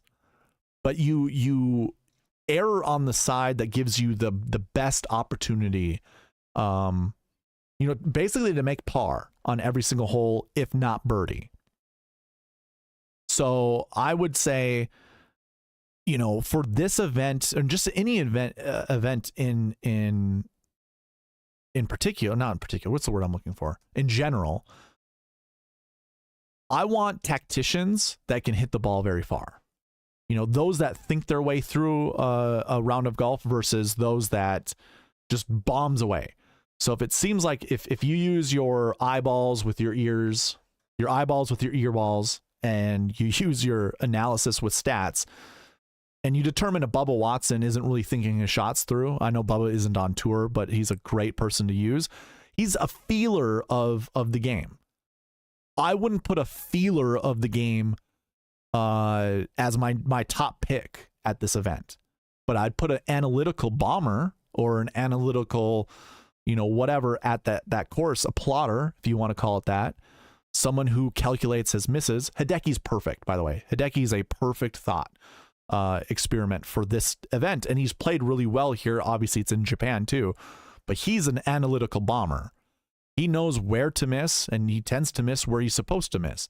The only really knock on Hideki is obviously injury, but also putting. And Colin Morikawa works the same way. He's very analytical. I would say Sahith is also very analytical too. So I don't mind playing Sahith regardless of how erratic he is off the tee. He is most likely trying to figure out where to miss the ball, like what places to miss the ball. And again, I find that to be the most important thing in golf. Like if you ever golfed around with me, and I'm not saying like I'm the best golfer in the world, but I usually tend to shoot decent scores because I know where to miss. And if you play with me at my home course, basically anything to the right is open. There's rough, you know, the other hole is usually on the right side. I hit a draw. The worst miss is left. So what I'll tend to do is I'll aim between the holes and just blast one, because chances are I might get behind a tree. That would suck. But other times it's just like I'm either drawing one back into the fairway, or I'm not finding any issues, and I'm bombing it, like past the trees. So a lot of times I'm out of trouble just for where I plan to hit it. Now, if it was tighter and I couldn't miss to the right, now I have to be like laser pinpoint, and maybe I club down, without trying to bomb it. Or maybe I just say, screw it. I'll miss right if there's, no penalties or hazards that way. But it's all about angles into the holes. The closer you are to the hole, the easier the scoring possibility regardless. Like hitting it out of the rough with a wedge, much easier than hitting the rough with like a 6-iron up. So that's how the game goes. So anyways, that's a long spiel, but Criminal, you're a new guy in the chat, so I don't mind spending a little extra time discussing that stuff. Good point, Phil. Philip says, not sure Rico can keep up with the field being a little stronger. Well, maybe. Good point. Phil might fall back now. Had wrong PM guy, says Mr. Henson. The Jaeger bombs killed you. CT hit a 7 under to close at the Shriners. That's pretty good. Yeah, that's really good. All right. Last piece to talk about. Marquee Tee Times. We're at an hour 30 minutes. That's pretty healthy. If you're following along on the cheat sheet, go to the little group rank filter and just sort it from A to Z. These are the top 9 groups according to the SweetSpot ranks. And what I've done since the 2021 PGA Championship is keep track of the top 9 groups and figure out that you want to find somewhere between 2 to 4 golfers from the Marquee Tee Times, and you don't want to pair them up together. Now, this is for week-long contests. That's one thing I've always failed to mention. This is just for the week-long contest. If you're doing showdowns, I actually believe you should play golfers that play together because they can draft off of each other. For week-long, though, how often do we go throughout this? We go through this a lot, where I ask you guys to find 2 to 4 golfers and not pair them up together with anybody else in their group. And I would say over 95% of the time, it just hits. Like we just went over the Shriners. 3 golfers were in the optimal lineup, and they didn't play together. Now, there was 4 golfers in the GPP winning lineup, and 2 of those golfers did play together. But there was a big, 50-point difference between the optimal and the GPP winning lineup. And then the SweetSpot optimal kicked the GPP winning lineups, but it didn't. I mean, it included the same guys the optimal did not include that 4th guy that the GPP did. And it kept salary structure pretty tame, pretty smart, I guess, intelligent. I don't know what you want to call it. But anyways, I did cover that in the past optimal GPP winning lineups. And yeah, so basically what I'm going to do is ask you guys to select 2 to 4 golfers for me to build lineups. If you want me to build lineups on stream, I will certainly do that. I'm already going to build some lineups for Mr. Shot Like Harden. And I guess if I go through these Marquee Tee Times, here's what I like about this. Sometimes we have to be stuck with a decision like, do we play Xander Schauffele this week or not? Well, do we like Minwoo Lee enough to maybe kick out Xander from the group, from group number 1?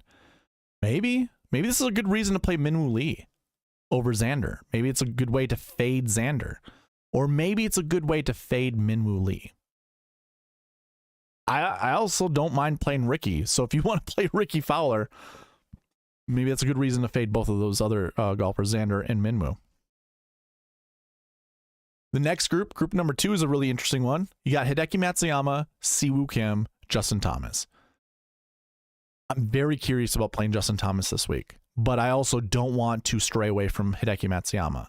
I'm not going to play Hideki in 100% of my lineups. I'm not going to even play him in 50% of my lineups. So that's going to give way to playing some Justin Thomas and some Siwoo Kim. I will mention this is the best average SweetSpot rank in a group. You got the 5th ranked guy, the 4th ranked guy, and the 11th ranked guy. That's the lowest high golfer. The lowest high ranked golfer in a group is 11. So just want to mention that this was the number 1 group just based off of the rankings. But when it comes to SweetSpot scores, Xander, Minwoo, and Ricky Fowler are better than any other group. Group number 3 is Collin Morikawa, Sahith Theegala, and Will Zalatoris. So there you go. You get to choose between Collin Morikawa or Sahith Theegala. And if you don't like any of those guys, maybe Will Zalatoris is your dude. But this is also a good reason. I mean, you know, there's pros and cons to everything. To me, the pro is you have to make a decision, and then you cut the other golfer out, or you cut the other 2 golfers out. Now, I will mention this once again. I've mentioned this several times before. I like to go with the percentages. And if 95% of the time golfers not playing together in the optimal lineup, I'm going to go with that. 5% of the time it can happen, though. So if you do think Collin Morikawa or Sahith or Will Zalatoris, you know, 2 of those 3 guys can be in the optimal lineup, then you play them. But just understand it comes at a risk. Like, again, I play the percentages.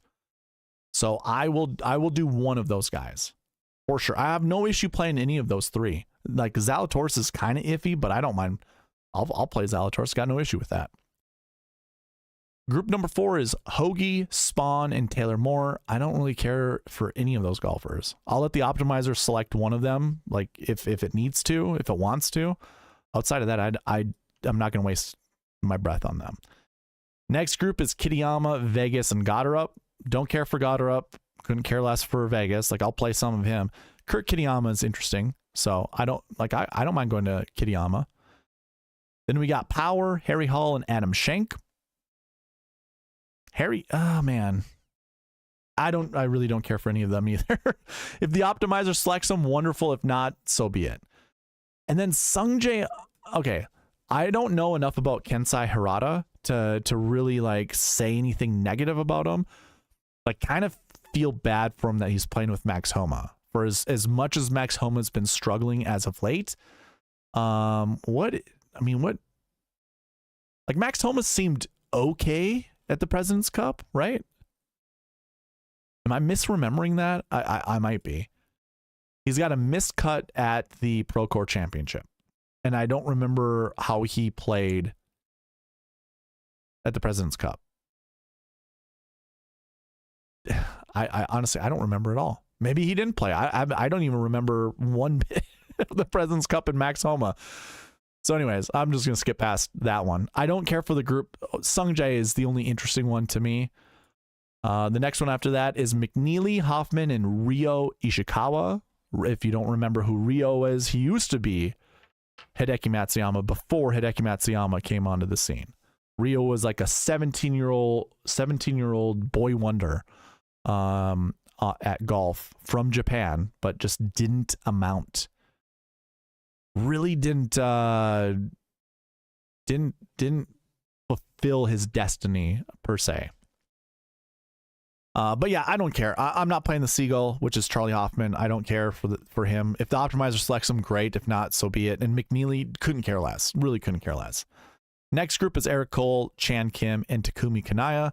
I actually think that group's okay, but I kind of already said my 2 cents on Eric Cole. I don't really care to play Eric Cole. So anyways, give me your 2 to 4 golfers you want me to build lineups with. We're going to start building lineups here right now. We're going to throw some music on. I'm going to look at your guys' lineups, and then we'll go from there.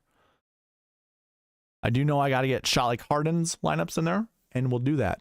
We'll start there and go on from there. All right. Why not both? Hey, dude, you can. Like I said, you can. What's going on, Mr. Lemoyne? Nice to see you. Hello, hello. It's been a while. Hope all is well with Sweet Spot Society. Love that. Eric Carnivores. Oh, waving back to Jim Lemoyne. I'm going Xander, Minwoo, CT Pan, and Rika Hoey. Just need one more. That's my 4. There you go. Hawa and Sungjae. Okay. All right. Let me throw some music on. Let's get some music going. I found a new playlist. We'll see how good it is. I haven't even checked it out, but it's from the same dude that I usually play my music from. You know what? Next week would have been great. I was going to ask you guys, should I dress up for the stream? But there's no stream next week, so that's unfortunate. There's no tournament next week, is what I'm trying to say.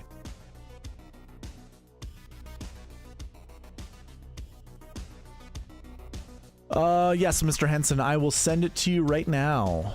Let me pull up my email. Wherever that went. Why did that shut down? The email, what? The email. I'll be copying Shot Like Harden's lineups as well. Okay, sounds good. Sounds good there.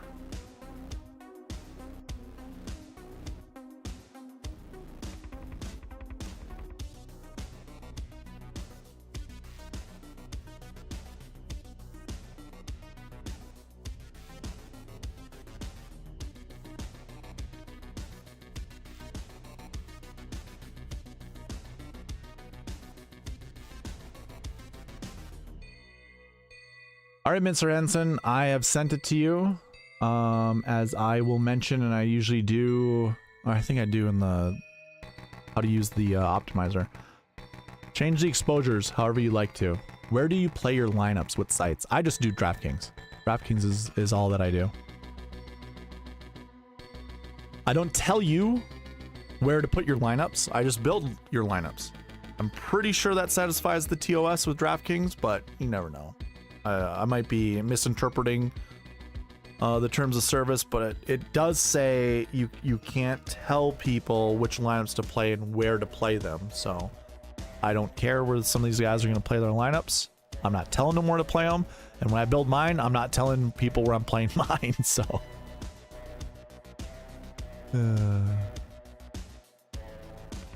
Hard Rock Casino for parlays and props. There you go.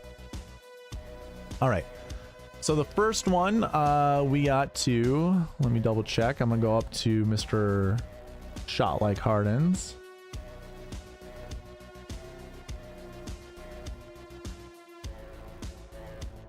And we'll pin it. We got enough people in here this week to do this. So that's awesome. Normally I would timestamp this, but actually I should. I don't even have the timestamps in here. Never mind. It's already too late. Too late. He wants Hideki and Sungjae. So we'll start there and we'll go in order from what came into the chat and go from there. So if you're a little bit later when it comes to your lineups or for me building your laps, I apologize. But I did ask for you to give me lineups much in advance. I'm just copying this over because I want those exposures for when I start building lineups, because this is my optimizer that I'm using. I send you guys the master optimizer when you ask for it. All right. So I'm going to do this with a timer. We're going to go ahead and throw 3 minutes on the screen and go from there. First lineup for Mr. Shalik Hardens, Hideki Matsuyama, Sungjae M, Minwoo Lee, Mark Hubbard, Charlie Hoffman, who I told you I don't really care to play, and Luke List. But I don't care for Luke List at all. He's such a bum. When I build lineups, here's what happens. I will see this collection of golfers right here. Hubbard, Hoffman, and List. I don't mind playing one of them in a lineup. I don't want all three of them in a lineup. Like, that's my issue when it comes to it. And by the way, a lot of times I'm wrong when it comes to this kind of stuff because I have such a bias when it comes to certain golfers and them missing up the vibe of a lineup, the feng shui. So I'm actually gonna skip that one. I don't want to save the Luke List lineup, so we'll build another one. This one I can get on board with. I don't really care for Johnny Vegas in here, but I do like Lauer. This one's fine. Yeah, give me some JJ Spawn up there. By the way, I need to change something really quick. We're gonna change this down to 10%? No, let's do 6%. 6% for the 6Ks and below. That should change up kind of the makeup of these lineups.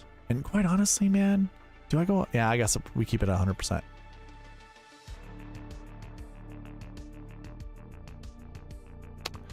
Matsuyama, Sungjae M, Minwoo, Hubbard, Hoffman, Riley. Okay, so I am actually going to change this. For the 7K golfers, we're going to go 14% and less. Not 147, 14% less. I really do not want to see the same dudes over and over again. Not like, I just don't care for Charlie Hoffman. Charlie Carton, if you like Charlie Hoffman, there you go. There's a lineup for you, but I'm kicking him out. Hubbard might show up a ton of times too. Ooh, there we go.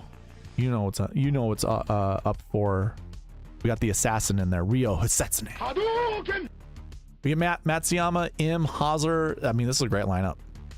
This is actually probably one of my more favorite lineups that I've tinkered around with it prior to going on the stream. And this one beats all the ones that I just built previously. So we'll highlight that. Philip wants Hall and M. Okay. Next one is Matsuyama, Sungjae, Harry Hall, Taylor Moore, KH Lee, and Brendan Todd. Hey, I don't mind a back bounce back by Brendan Todd.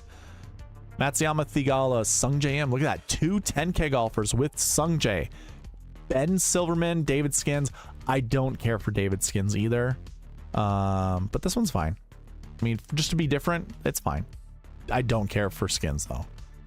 I also don't care for Blair.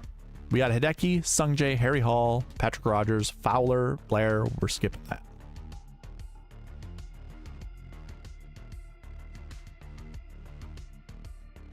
Replace Blair with Damon though. I'm down for that.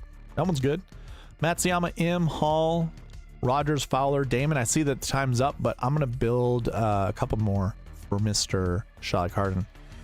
And I accidentally saved that twice.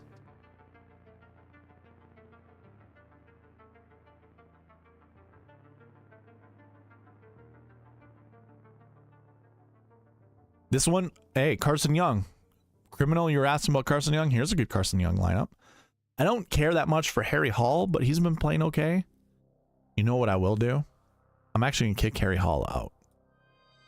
I'm going to kick him out. I'm going to change these 14% to 20% because I already see an issue that's about to happen.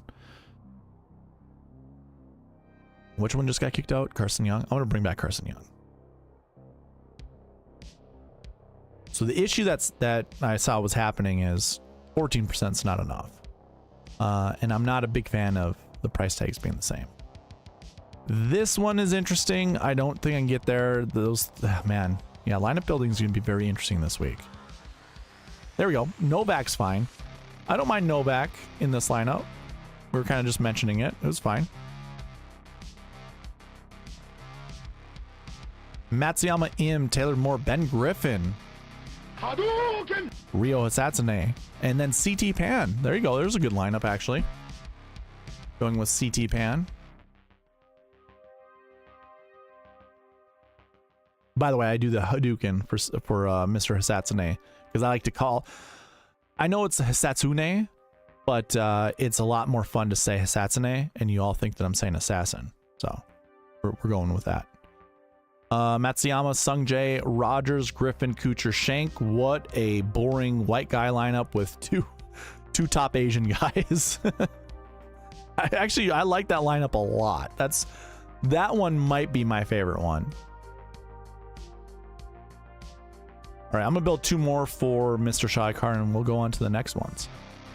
This one has Matsuyama, M, Gim, Fowler, Fox, and Valimaki. Sure. Sign me up, man. That was a good lineup too. And the last one, we get Fishburne. Oh, what a high upside lineup that one is. I actually really like that one. I normally don't like putting price tags together, but I actually like that. All right, those are 10 quality lineups. I like that. I already know Eric Carnivore is copying those ones from Shai Carden. So let's go to the next person on the list. Let me double check.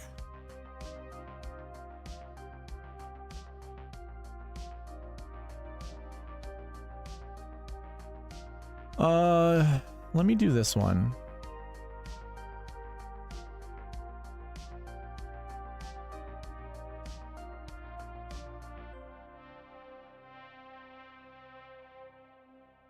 I'm finding the next one after this, just in case. I think it's Mr. Carnivore.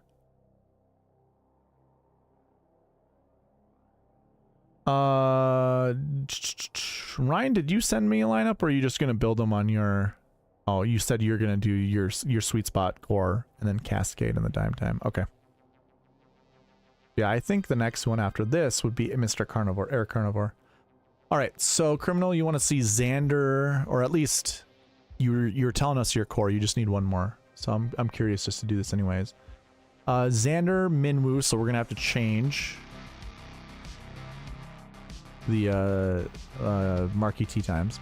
Parson and CT Pan.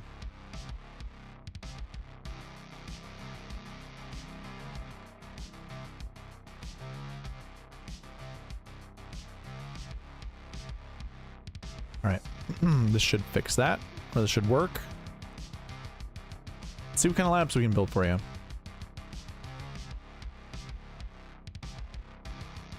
Adding Harry Hall and Johnny Vegas. You could go that way. Actually, Criminal, are you still here? You can tell me who to kick out of these two golfers, Harry Hall and Johnny Vegas. I'll leave it up to you, and then we can kind of see.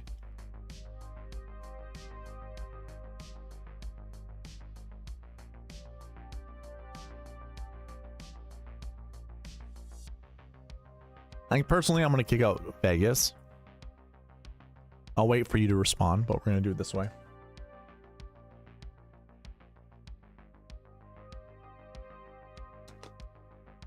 We get Taylor Moore and Ben Griffin. That's a little different. I mean, it's a complete different two golfers. I don't mind that. I'm going to actually kick out Taylor Moore.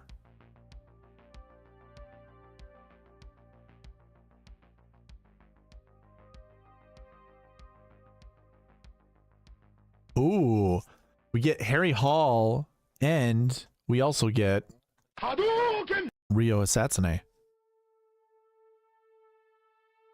I'm gonna kick out Harry Hall out of this one. Let's see what happens. We get Hoagie and Mark Hubbard. Okay.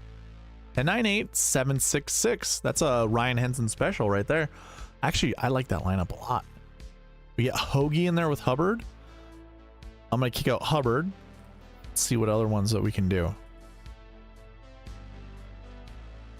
Criminal, you asked what are some sites where I can play lineups.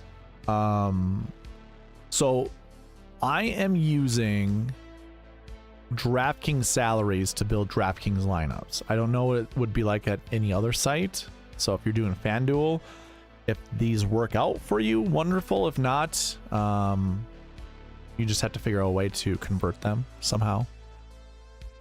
Maybe you leave a lot of money on the table at FanDuel, or maybe you can't fit it in the salary. I'm not sure exactly how the differences between FanDuel and DraftKings work. But anyways, here we go. We get Xander, Minwoo, Tom Hoagie, KH Lee. So we replace Hubbard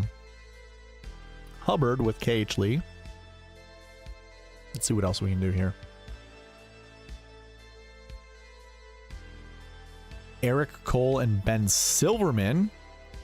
Oof. Okay. I don't mind that. Actually, that might be... Man, I just don't trust Eric Cole that much, but I like this lineup a lot. Of lineups that have the exact same, or have golfers in the same Marquee Tee Times, I actually like this one the most. So I'll probably, I'll probably save that one for another time. But I just wanted to see those lineups and see what came about them. The next person in line would be Mr. Carnivore. He wants Morikawa and Sungjae. So although he said he'll be copying Harden's lineups. Oh, he said as well. Gotcha. All right, let me see here. I think after that, it's Nathan. And then Philip. Ready, go, he says. All right, so he wants Xander and Morikawa. Oh, I'm sorry. Not Xander. You want Kawa and Sungjae. My bad. Change this back to a 1 and put up the timer. Try to get you 10 lineups. We get Morikawa, Sungjae, JT, KH Lee, Luke List, and Davis Riley. Okay. Interesting. From there, oh my god, a ton of $7,100 golfers. Morikawa, Sungjae, Cole, KH Lee, Hubbard. I don't really care for that. Lee Hodges. Okay, so we get a little bit different. Morikawa, M, Moore, Vegas, Hisatsune, and Lee Hodges. Sure. I'm actually going to change these now down to 16% because I think we can afford that. And the other one's at 6%. That's totally fine. It's worth noting CT Pan won't be in your lineups because he's well over the percentage. So too is Carson Young. If you want me to include them, let me know and I can change their exposures. I'm actually going to change these to 4% because I don't want to see some of these 6K golfers that are going to show up here. Let me know. Morikawa Im, Minwoo Lee, Charlie Hoffman, Brennan Todd, Zach Blair. I don't care for that. I don't care for Blair. Morikawa Im, Rogers, Fox, Novak, and Charlie Hoffman. That one's actually pretty interesting. That one's a good one. I don't mind that one. Kawa Im, Rogers, Sam Stevens, Hoffman, and Brennan Todd. Okay. I like that. That's too much. Already too much Hoffman. I don't trust Charlie Hoffman at all. At all. I don't care for Chris Gotterup either, but if you want a different lineup, this is it. Like, I don't think a lot of people are going to be rostering Chris Gotterup, so might be worth it. Here we go. This is a lineup I'm all in. Like, this is a good one. Morikawa Im, Patrick Rogers, Chan Kim, Ben Silverman, Brendan Todd. This one's real good. Actually, we'll make it red. We like red. Paint it red. That's all I need, he says. Okay. Well, I'm giving you another one. This one has Mark Hubbard in there. I forgot who it replaced. Novak? Was it Novak? Still good. Nasty Nate Lashley with Ryan Fox, Johnny Vegas, and Patrick Rogers. I like that. Not a Rogers fan. I was just about to ask that. I had that weird feeling. All right. Look at this lineup.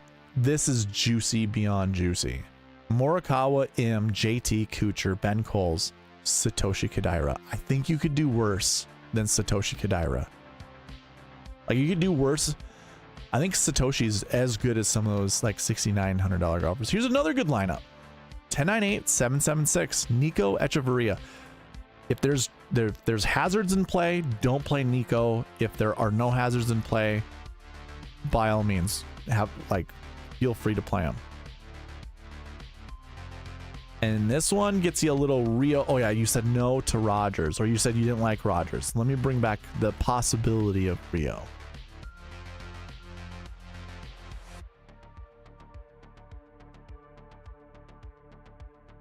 And you get Nick Taylor instead. Enrico Hoey. There you go. Rico gets involved here with Rio. I like that lineup too, man. I don't think Rio's that bad of a golfer to choose from. Ishikawa, that is. Same with Assassine. I don't mind that at all. So there's 9 lineups there. 10. Let's build you one last one. See what spits out. Hiroshi Iwata. Like, this is a really cool lineup. You got Harry Hall in there with Mac Meisner, but I'm going to skip out on Iwata. Okay. Here's some Japanese golfers you can choose to play or not. Up to you. I'm actually going to save this one just because. It's a good reason for me to play a Japanese golfer I probably wouldn't play. Let's see, one more. Luke List. If you're a Luke List fan, there you go. I don't care. Honestly, I don't care. I'm noticing that lineup building is going to be very tight and difficult, so I'm cool with adding Luke List into the mix. All right, that was Mr. Carnivore. We're going to go to Nathan Johnson. Larry Johnson. He wants Ricky and Thigala. You, sir, are a brave soul. Sahith is in group 3, and Ricky... Pretty Ricky, where are you at, man? Down here in group 1. So we're skipping Xander, and we're skipping Minwoo to go with Ricky Fowler.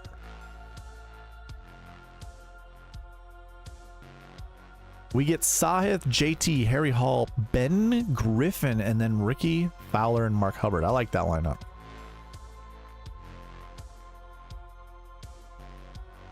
Oh, we get the Fishburne, and we also get the Assassin.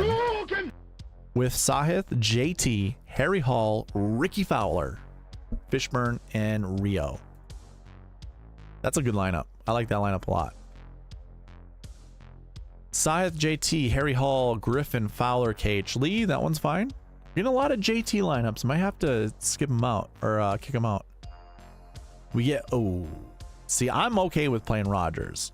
Man, Harry Hall and Rogers together though, 2 AK golfers. Man, I don't know, dude. I don't know. I like Lauer too much to skip out on that guy. I'm going to kick out Harry Hall. Just a feeling, just a feeling.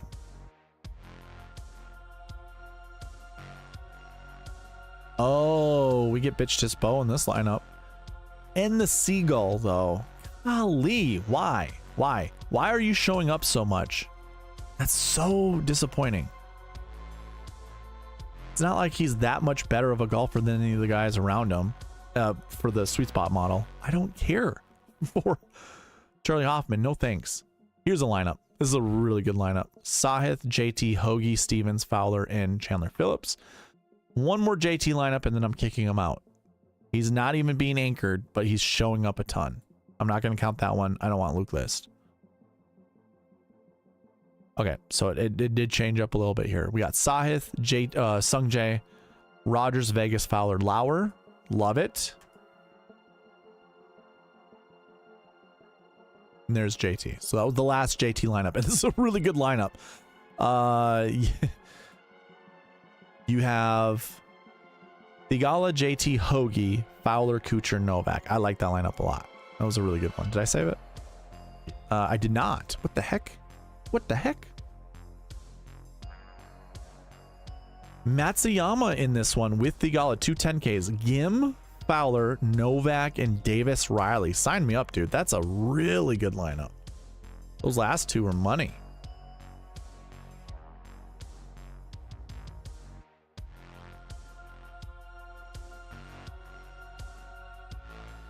Thigala, Im, Spawn, Fowler, Silverman, and Hubbard. There you go. No 6Ks in that lineup.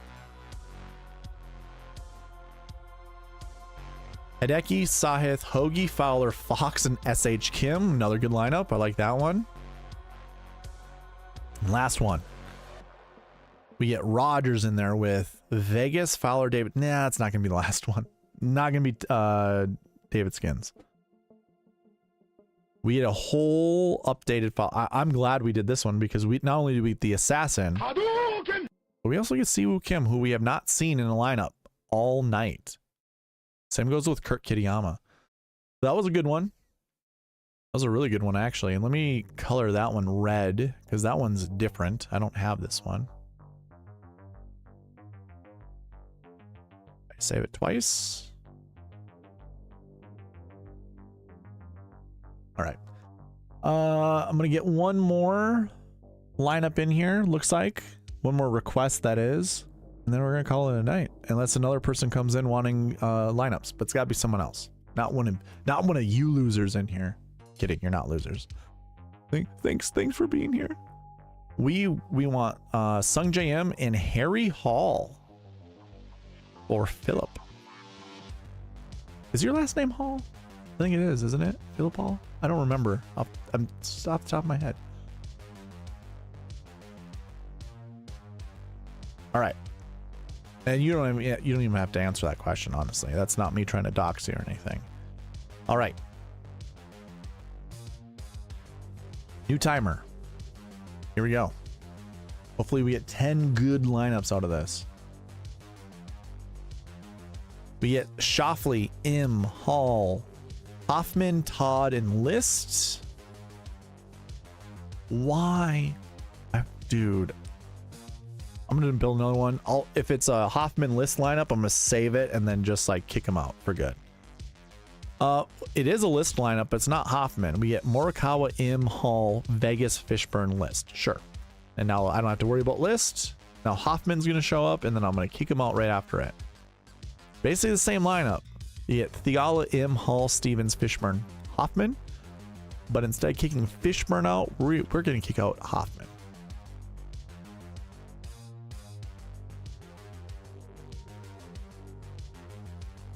Nathan, you are welcome, sir. We get Sahith, Sungjae, Harry Hall, Sam Stevens, Mac Meisner. So that's a different name. And then Harry Hall. Or KH Lee, I'm sorry. That's a good lineup. These are good lineups. Sahith, Sungjae, Hall, Vegas, the Assassin. I gotta get that sound effect up. And Mark Hubbard. I love it. This is kind of a good combination of golfers. Thigala, M, Gim, Hall, Novak, Skins. Sure. Got no issue with that one. Thigala, M, Hall, Stevens, Chan, Kim, Lee, Hodges. That's a really unique lineup because it has Hodges in it to go with Chan, Kim. I don't think anyone's going to build that lineup. I think that's a really good lineup. I also think this one's really good as well.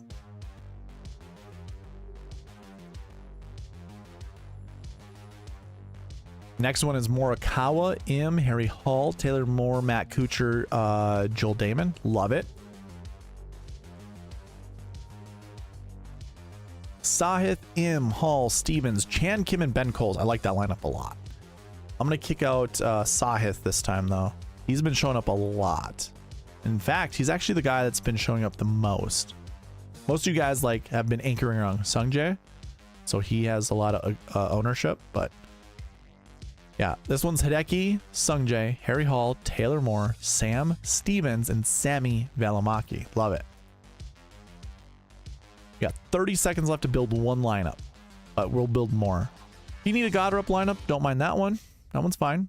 That was Matsuyama, M, Hall, Rogers, Novak, Goddard. This one is Morikawa, so we're spending a little bit of money here. Morikawa, M, Hall, Rogers, 2 AKs, and then Satoshi down there. Yeah, we're gonna say sure. Well, what's our other Satoshi lineup?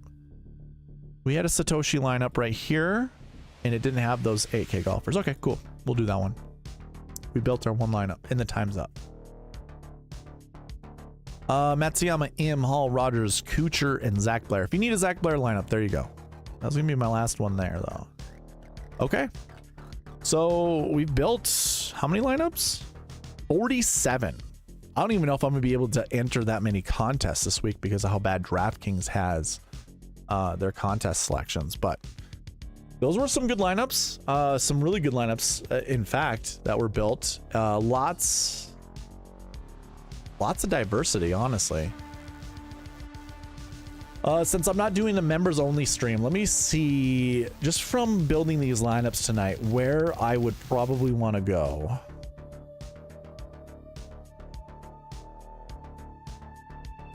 Trying to think of some must plays. I'm gonna open up 100% to me. I'm gonna go ahead and kick out Luke List. I don't want to see Luke List in my lineup. I also don't want to see Charlie Hoffman in my lineups. Where are you? Right there. And Mark Hubbard, yeah, we'll probably monitor how much he gets selected. One person I don't mind playing would be Kevin Yu. He didn't show up in any of the lineups tonight. I don't mind taking a shot on Victor Perez. Don't really care that much, though, if I'm being honest with you. Chad Ramey withdrew in the last tournament, I want to say. Everyone else was selected at least, you know, at least 4%. That was great. Grazerman is speculative play. I don't mind doing one with him. Let's do a Zalatoris lineup. We didn't even see Zalatoris once tonight. Neither did we see Kitayama. Try to build Decky, Kurt, and Bo Hosler. Okay. Xander, Will Zalatoris, Maverick McNeely, Rio. I mean, look at this lineup. This is such a unique lineup. Primarily because I used Will Zalatoris. We haven't even seen that much Maverick McNeely tonight. Well, actually, we haven't seen any. So just getting one McNeely lineup is worth it, I guess. And we switch out Will Zalatoris, not very high in the model. Let me kick out Taylor Moore in this lineup.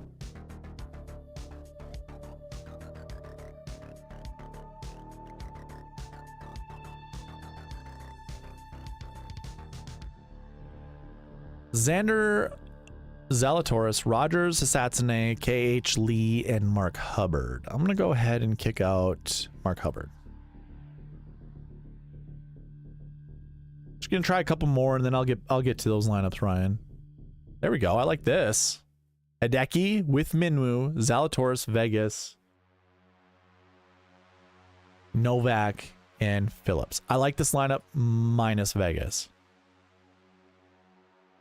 And hey, Vegas can be just that random dude that just shows up, and that's fine.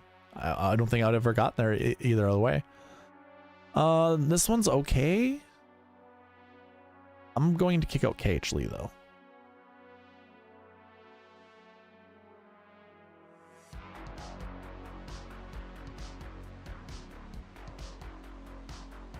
Okay. Matsuyama, Zalatoris, Hosler, Hall, Novak, and Phillips. I'm going to kick out Harry Hall, and this will be my last one before I go to Ryan's. Did you do my lineup? I sure did, Criminal. I sure did.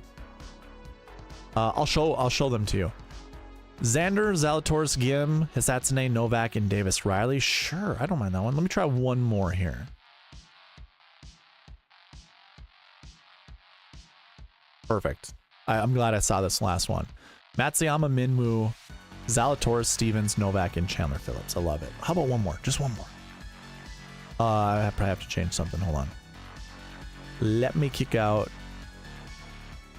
Samuel Stevens. No worries, dude. No worries. Oh, perfect. I'm glad I switched it up because now I get Lauer and the Assassin, Rio. Assassine. Okay.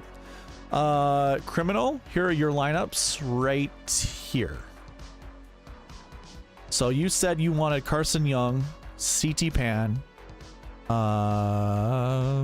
Minwoo, and Xander.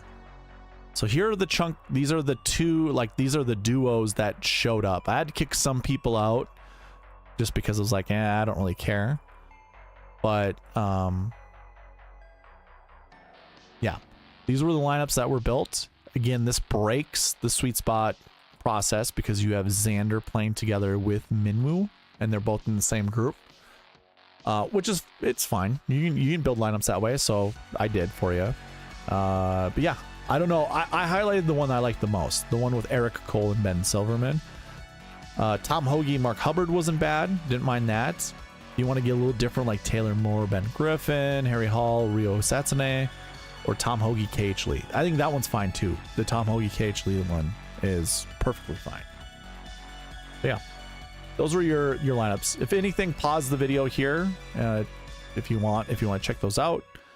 Go ahead, leave your 2 cents in the chat, and we can discuss more about it. Let me build this lineup for Mr. Henson.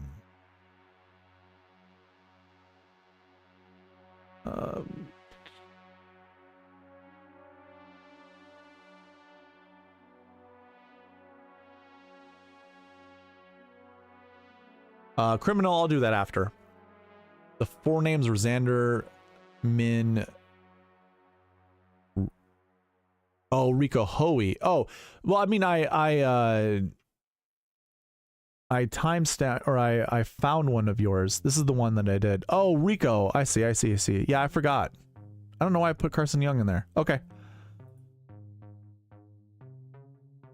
I wonder which one I found.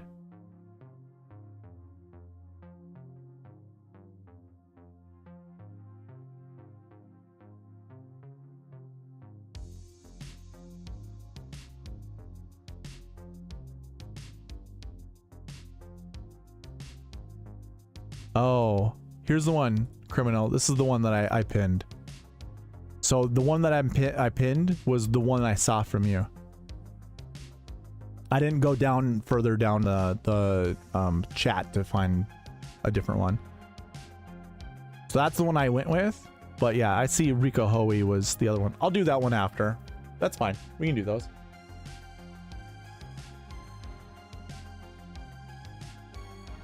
But I'll do that right after this one, Mr. Ryan Henson. Decky, Kurt, and Bo Hosler.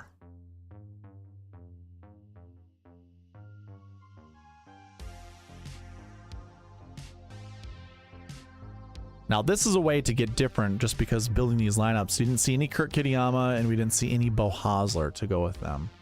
Yeah, you're welcome, man. Okay. Let me go ahead and put the timer up. We'll give you 3 minutes, Mr. Henson. And we'll go. I know you have the optimizer, so I know you can build these lineups yourself, but here we go. We get the Assassin to go with Novak and Hoffman, which... I like Novak. I don't care for Hoffman. I'll still save it, despite not liking Hoffman that much.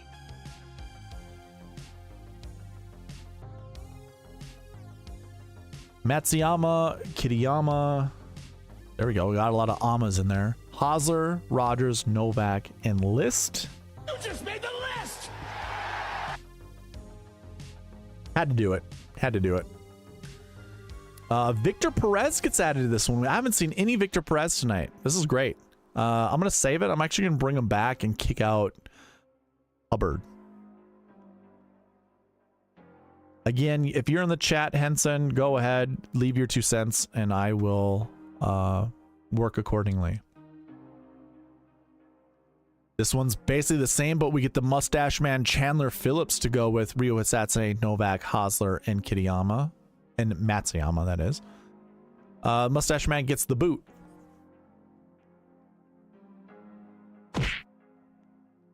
This one gets Matsuyama, Kitayama, Hosler, Perez, Novak, and Justin Lauer. Sign me up, dude. That's a great lineup. That's a really good lineup. I like that lineup a lot. You wish your surname ended in an Ama. Criminal Ama. There we go. Matsuyama, Kitayama, Hosler, Meisner, Novak, Lauer. Hell yeah, dude. Sign me up. Would probably help my golf game too. Maybe. It might. Brendan Todd gets added to this one. I'm a huge fan of the Assassin, so I got no problem with Ryo Hisatsune. Dude, these lineups are like, they're pure gold. I just might as well just be playing this the whole time. It's great. Matsuyama, Kitayama, Hosler, Rogers, Novak, and Davis Riley. I don't mind that one. What's going on, Lombardi? Don't mind the music. I'm not trying to seduce you. Matsuyama, Kitayama, Hosler, Hisatsune, Novak, and CT Pan. There we go. Mr. Henson, you might have hit the sweet spot of lineup building. It typically happens late night. Carson Young. 49.3. So if you want to leave some money on the table, get real optimal with us. That one's fine. 10 seconds left. Build some other good lineups. SH Kim with maximum Homa. Maximum homage. Maximum garbage, really. Zach Blair. Time's up. Last lineup right here. Joel Damon.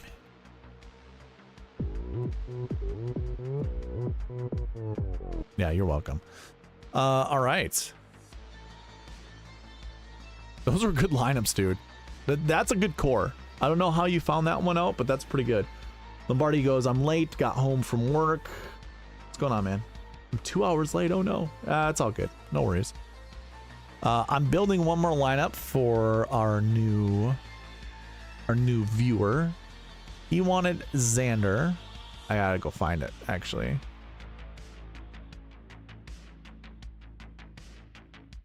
We'll replace this one. He wants Xander Minwoo.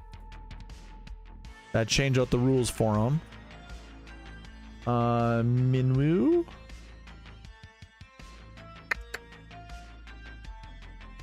Rico and Pan. Rico Hoey. CT Pan. All right. I'm just going to build you like 5 lineups, I think. We'll see. We'll actually continue going. You let me know which ones you like, which ones you don't. So this one, you get Vegas in there with Charlie Hoffman. I don't care for any of them. Let me know if you like Hoffman. I'm kicking them out for right now. Actually, you can tell me to bring them back if that's what you want. I like this one though. I like this one a lot. Xander, Minwoo, Ben Griffin, Hoey, Lauer, and CT Pan. I'm kind of a fan of Lauer.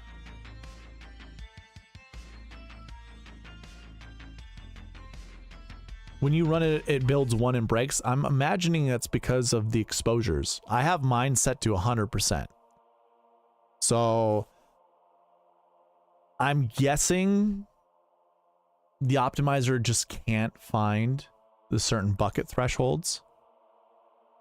Yeah, I don't know. I got through that with a breeze. I don't know what changed in yours. I guess maybe the AM PM, if that's not 0606.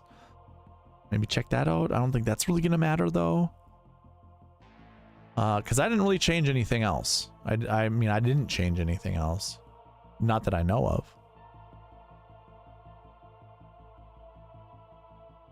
Let me double check.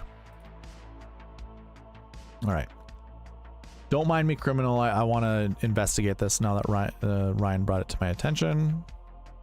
All right, so here's the one I sent you. Let's double check here. So what was your core that you had? It was Decky, Kurt, and Bo Hosler.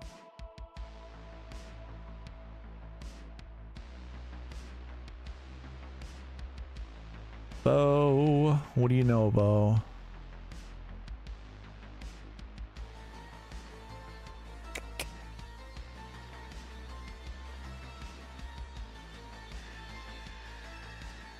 So you said you run one and then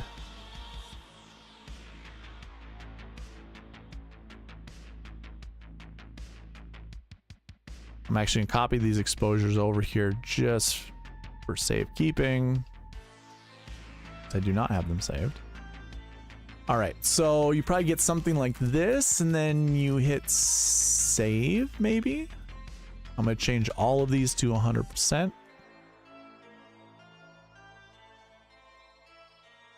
And it is going to kick out Novak. Okay, let's try it out.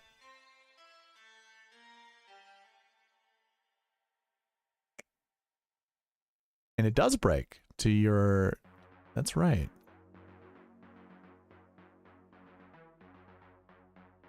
Let's double check something here.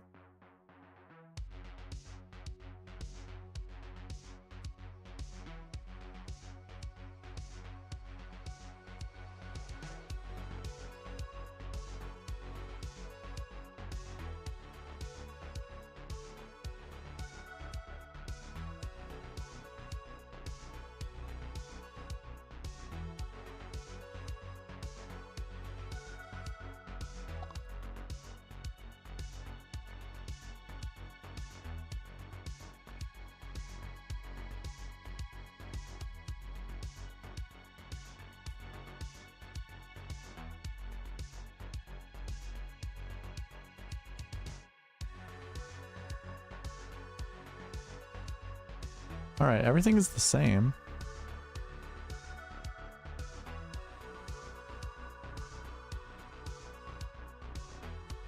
Was Novak in every one of those lineups, I wonder? A bunch of Novaks there. Yes, he was. That's why. I didn't even notice that until you just mentioned it. Novak is the only golfer that works with that core. And he's the only person that got kicked out.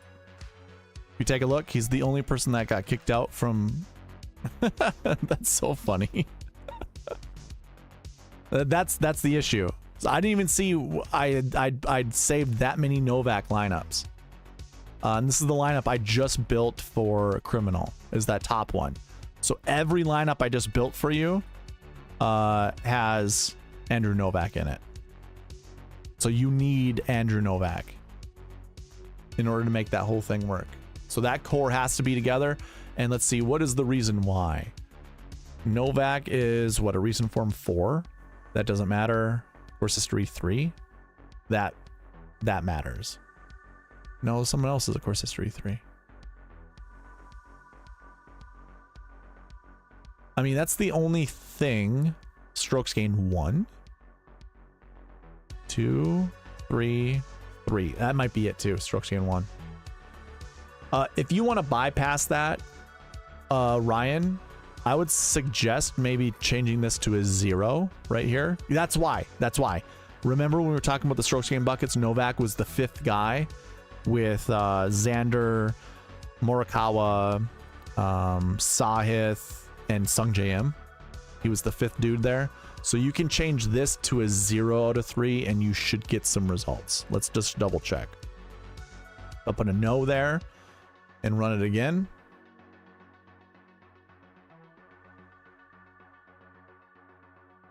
There. Yeah. That's the fix. So you can change that to a 0 if you want.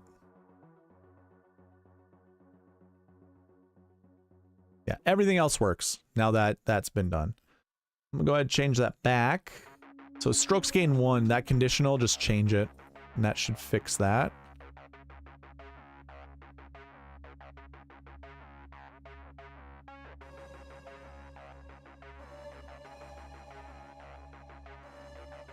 All right, sorry about that, criminal. Coming back to you.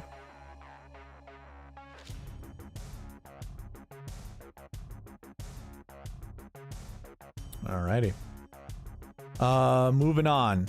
Okay, so we had, this is the one we just saved with Lauer and Griffin. I think I'm gonna kick out Lauer, just because.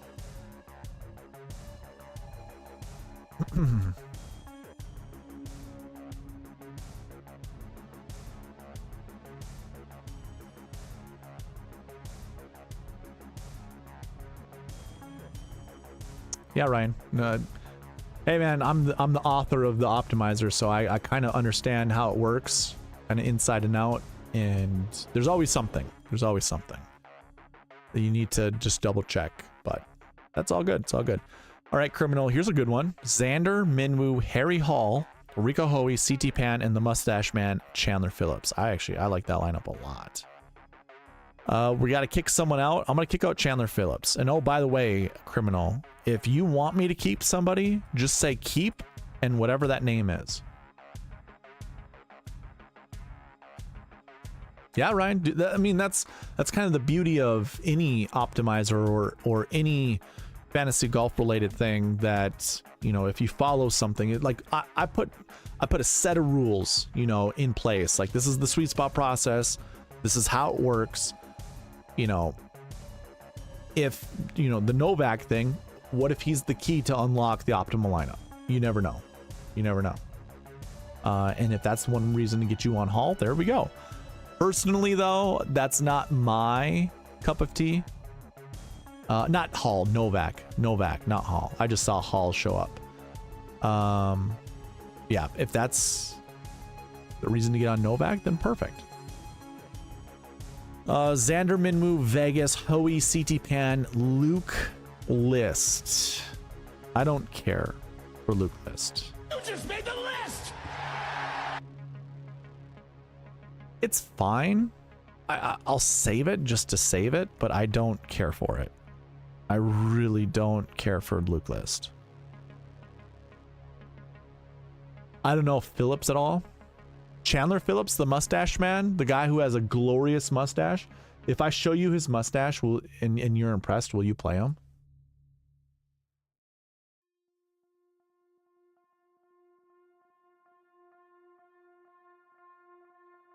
I mean, look at the swag this guy has. Look at that mustache. It's real good. It's from Huntsville, Texas. Guy sits at 5'9". He's a short king. I mean, it's whatever. But that's why I call him the mustache man. Here's a good lineup. You get Hoagie, Hoey, him, or I'm trying to rhyme stuff. It ain't working. You get the most basic looking white dude with a bunch of international. You get a Puerto Rican. What is that country? Oh, it's like it's an own independent country. I can see it. It's a red flag. I don't remember.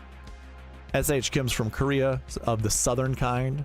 Minwoo is from Australia. Oh, I suppose Xander's American. I'm sorry. Xander's an American with Japanese ties.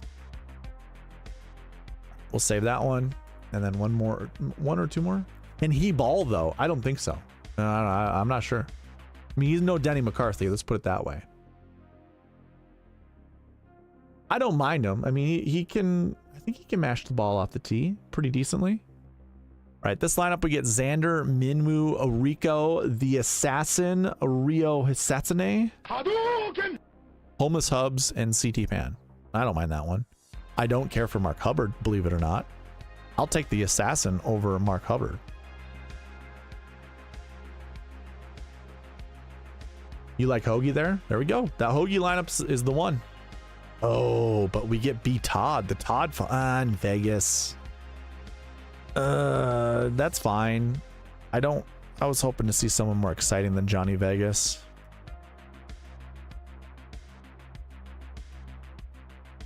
Oh, here's a good lineup. I like this lineup a lot. You get the Fishburns and the Rio Satsune. There we go. That's a good one to end on. All right, those were some good lineups. You had your mix of different golfers in there. That's kind of your duo cores right there. You got Fishburne, Satsune, Hubbard, Hoagie, and SH Kim. Not CT Pan.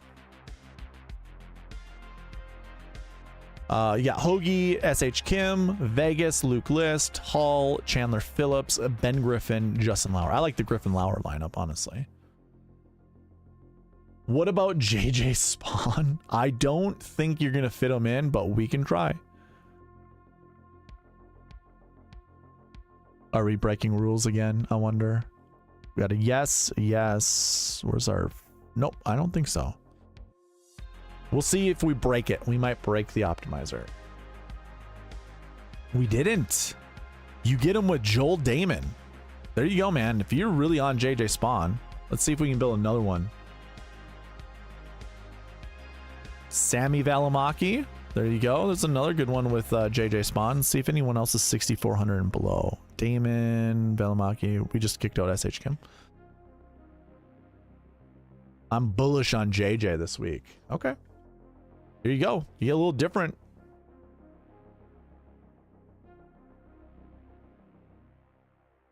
If you need a reason to play a Japanese golfer. Actually, I don't even know if I'm sure Kaido is a Japanese guy. That sounds like a very Japanese name. Oh, yeah. Hiroshi Iwata. He did finish 4th here last year. It is an option. You like the Valimaki and Spawn lineup? Perfect. Yuta Sugiura. Sometimes if you try to say these names in a Japanese accent, you actually pronounce them correctly. Naoki Karioki. That's not how you say that name. Ren Yonezawa. Takashio Igiso. All right, man. And then it breaks. That's all we could do. All we could do. All right, guys. I'm going to take off. That was fun. 2.5 hours. Last week was like, it felt like 30 minutes. This one a little bit longer than usual. Not so much usual. The usual is doing 3 hours, but this is a lot longer for a fall series event. And I guess, I mean, I got to thank Criminal for being in the chat. New time viewer, new time participant. Shoot. You know what I forgot to do earlier? You know what I'm going to do? I'm going to go ahead and give you all a roll call. For anyone that's participated in the chat today, I'm going to give you one. Yeah, that's fine. I forgot to roll call, to do a roll call. I honestly was coming into this stream, no lies, I was coming into this stream thinking I was going to have maybe 1 or 2 viewers, and that was it. So let me go ahead and get all the names that I need to. We got Shally Carden. Criminal, I can do that last one for you. That's it, man. That will be the last for me. Not because I don't like you. It's just I want to get out of here. Let's see if I spelled that name right.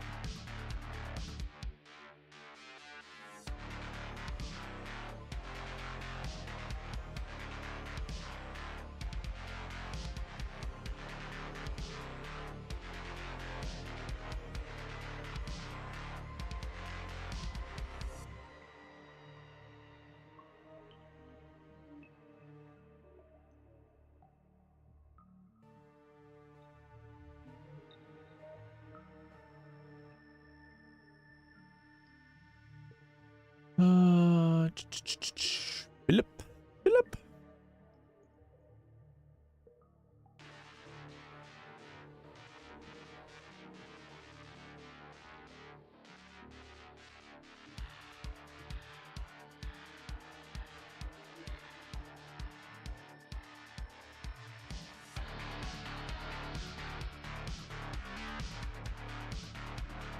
I think it's all. Oh, Lombardi. I forgot about Lombardi. Almost forgot about it, Lombardi. Here we go.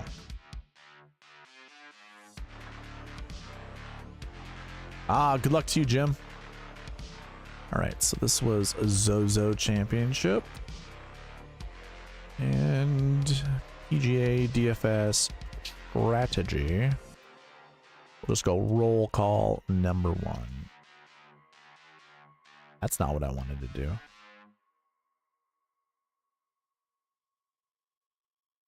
Cool. All right, you guys have all been entered into the giveaway. It will be 2 weeks from now, and it'll also be added to the monthly giveaway. If you want an additional entry, comment on the video after it's been posted to YouTube. I just meant I had to swap Hall for Spawn.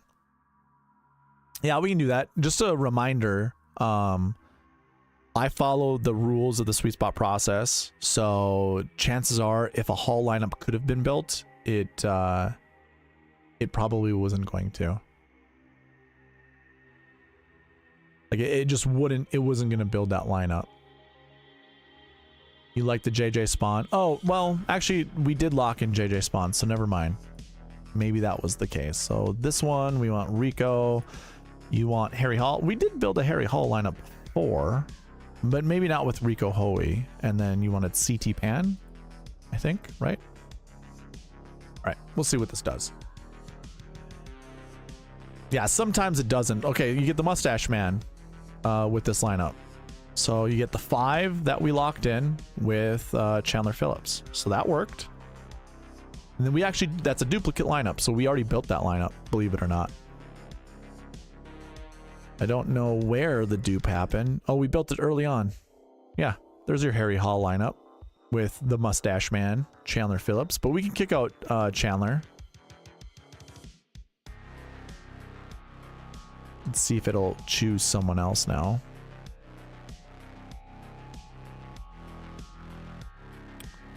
You get Luke List, which I'm not a huge fan of, but that is an alternative.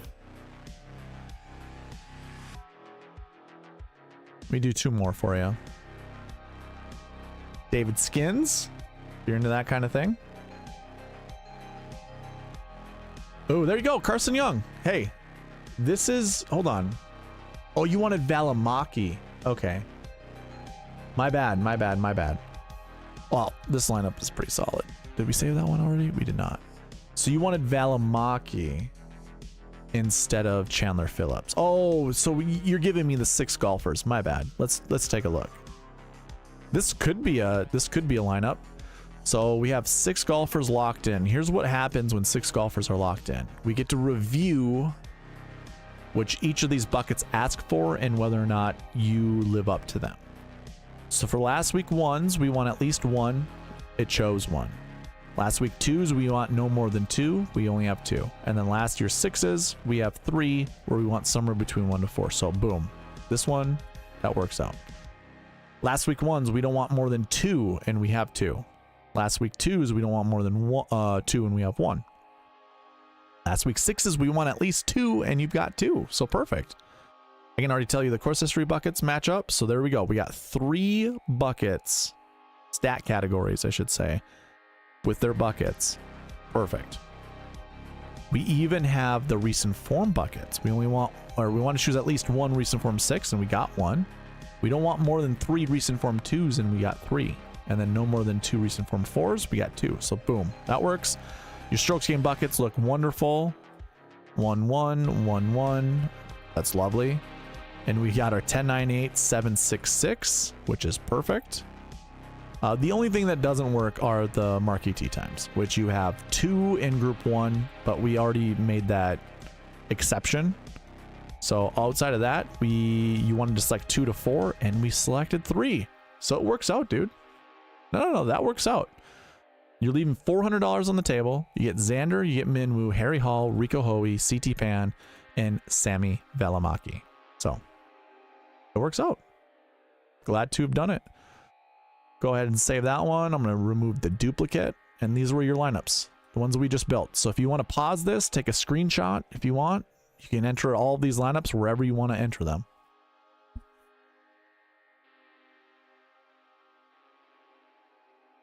You are welcome, sir.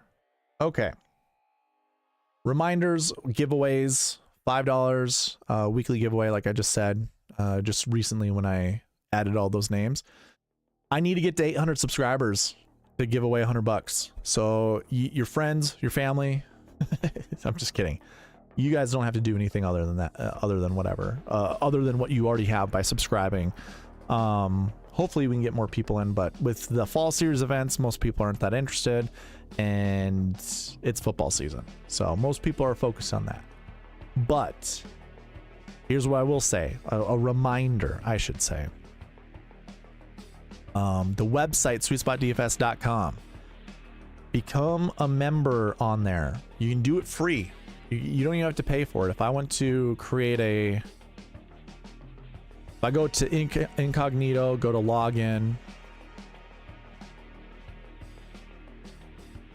and go to join now, there's a free option. Go create a free account, because I am going to be doing, I'll create a graphic for this. I haven't created one yet, but I'm giving away $1,000 worth of giveaways for anyone who is signed up on SweetSpotDFS.com, as well as being a subscriber here to this YouTube channel. And then when I do give away $1,000 worth of giveaways, some of them will be memberships, some of them will be cash money. You will have to be watching my videos. So it just goes hand in hand to be a subscriber. Probably put the notification bell on there just to see when I go live, to see when I do that giveaway. But yeah, lots of good stuff. One thing I forgot to do is review the combo buckets. I'm just gonna do this really quick. Here, like, I have little rules set up here. Select 1 to 2, select 0 to 2, select 0 to 1 for the 7K combo buckets. You had 3 golfers finish inside the top 20. One of them, Gary Woodland, finished 9th, and this is with the terrible wind and stuff like that. 0 to 2 from in here, you had Doug Gim, who finished 2nd. He was in the optimal lineup. And then you also had Matty Schmid down here, 0 to 1 from the tier 3. So only 1 golfers who you wanted to play. Again, this helps you narrow down the golfers you want to select. So that was your 7K combo buckets. For the members only, where you have to be a paying member, Davis Thompson was in the optimal lineup. I mentioned this before. If it has at least 1 point next to their name under the sum, that means they're totally viable to play. It's just the higher the number, the more likely they are to finish inside the top 10 or even inside the optimal lineup. 9K combo buckets kind of hurt us all. We could chalk that up to the wind, the viciousness of that. 8K combo buckets, there wasn't much of a difference between the top and the bottom. The top was not good with Vegas and Griffin, but the bottom was pretty good.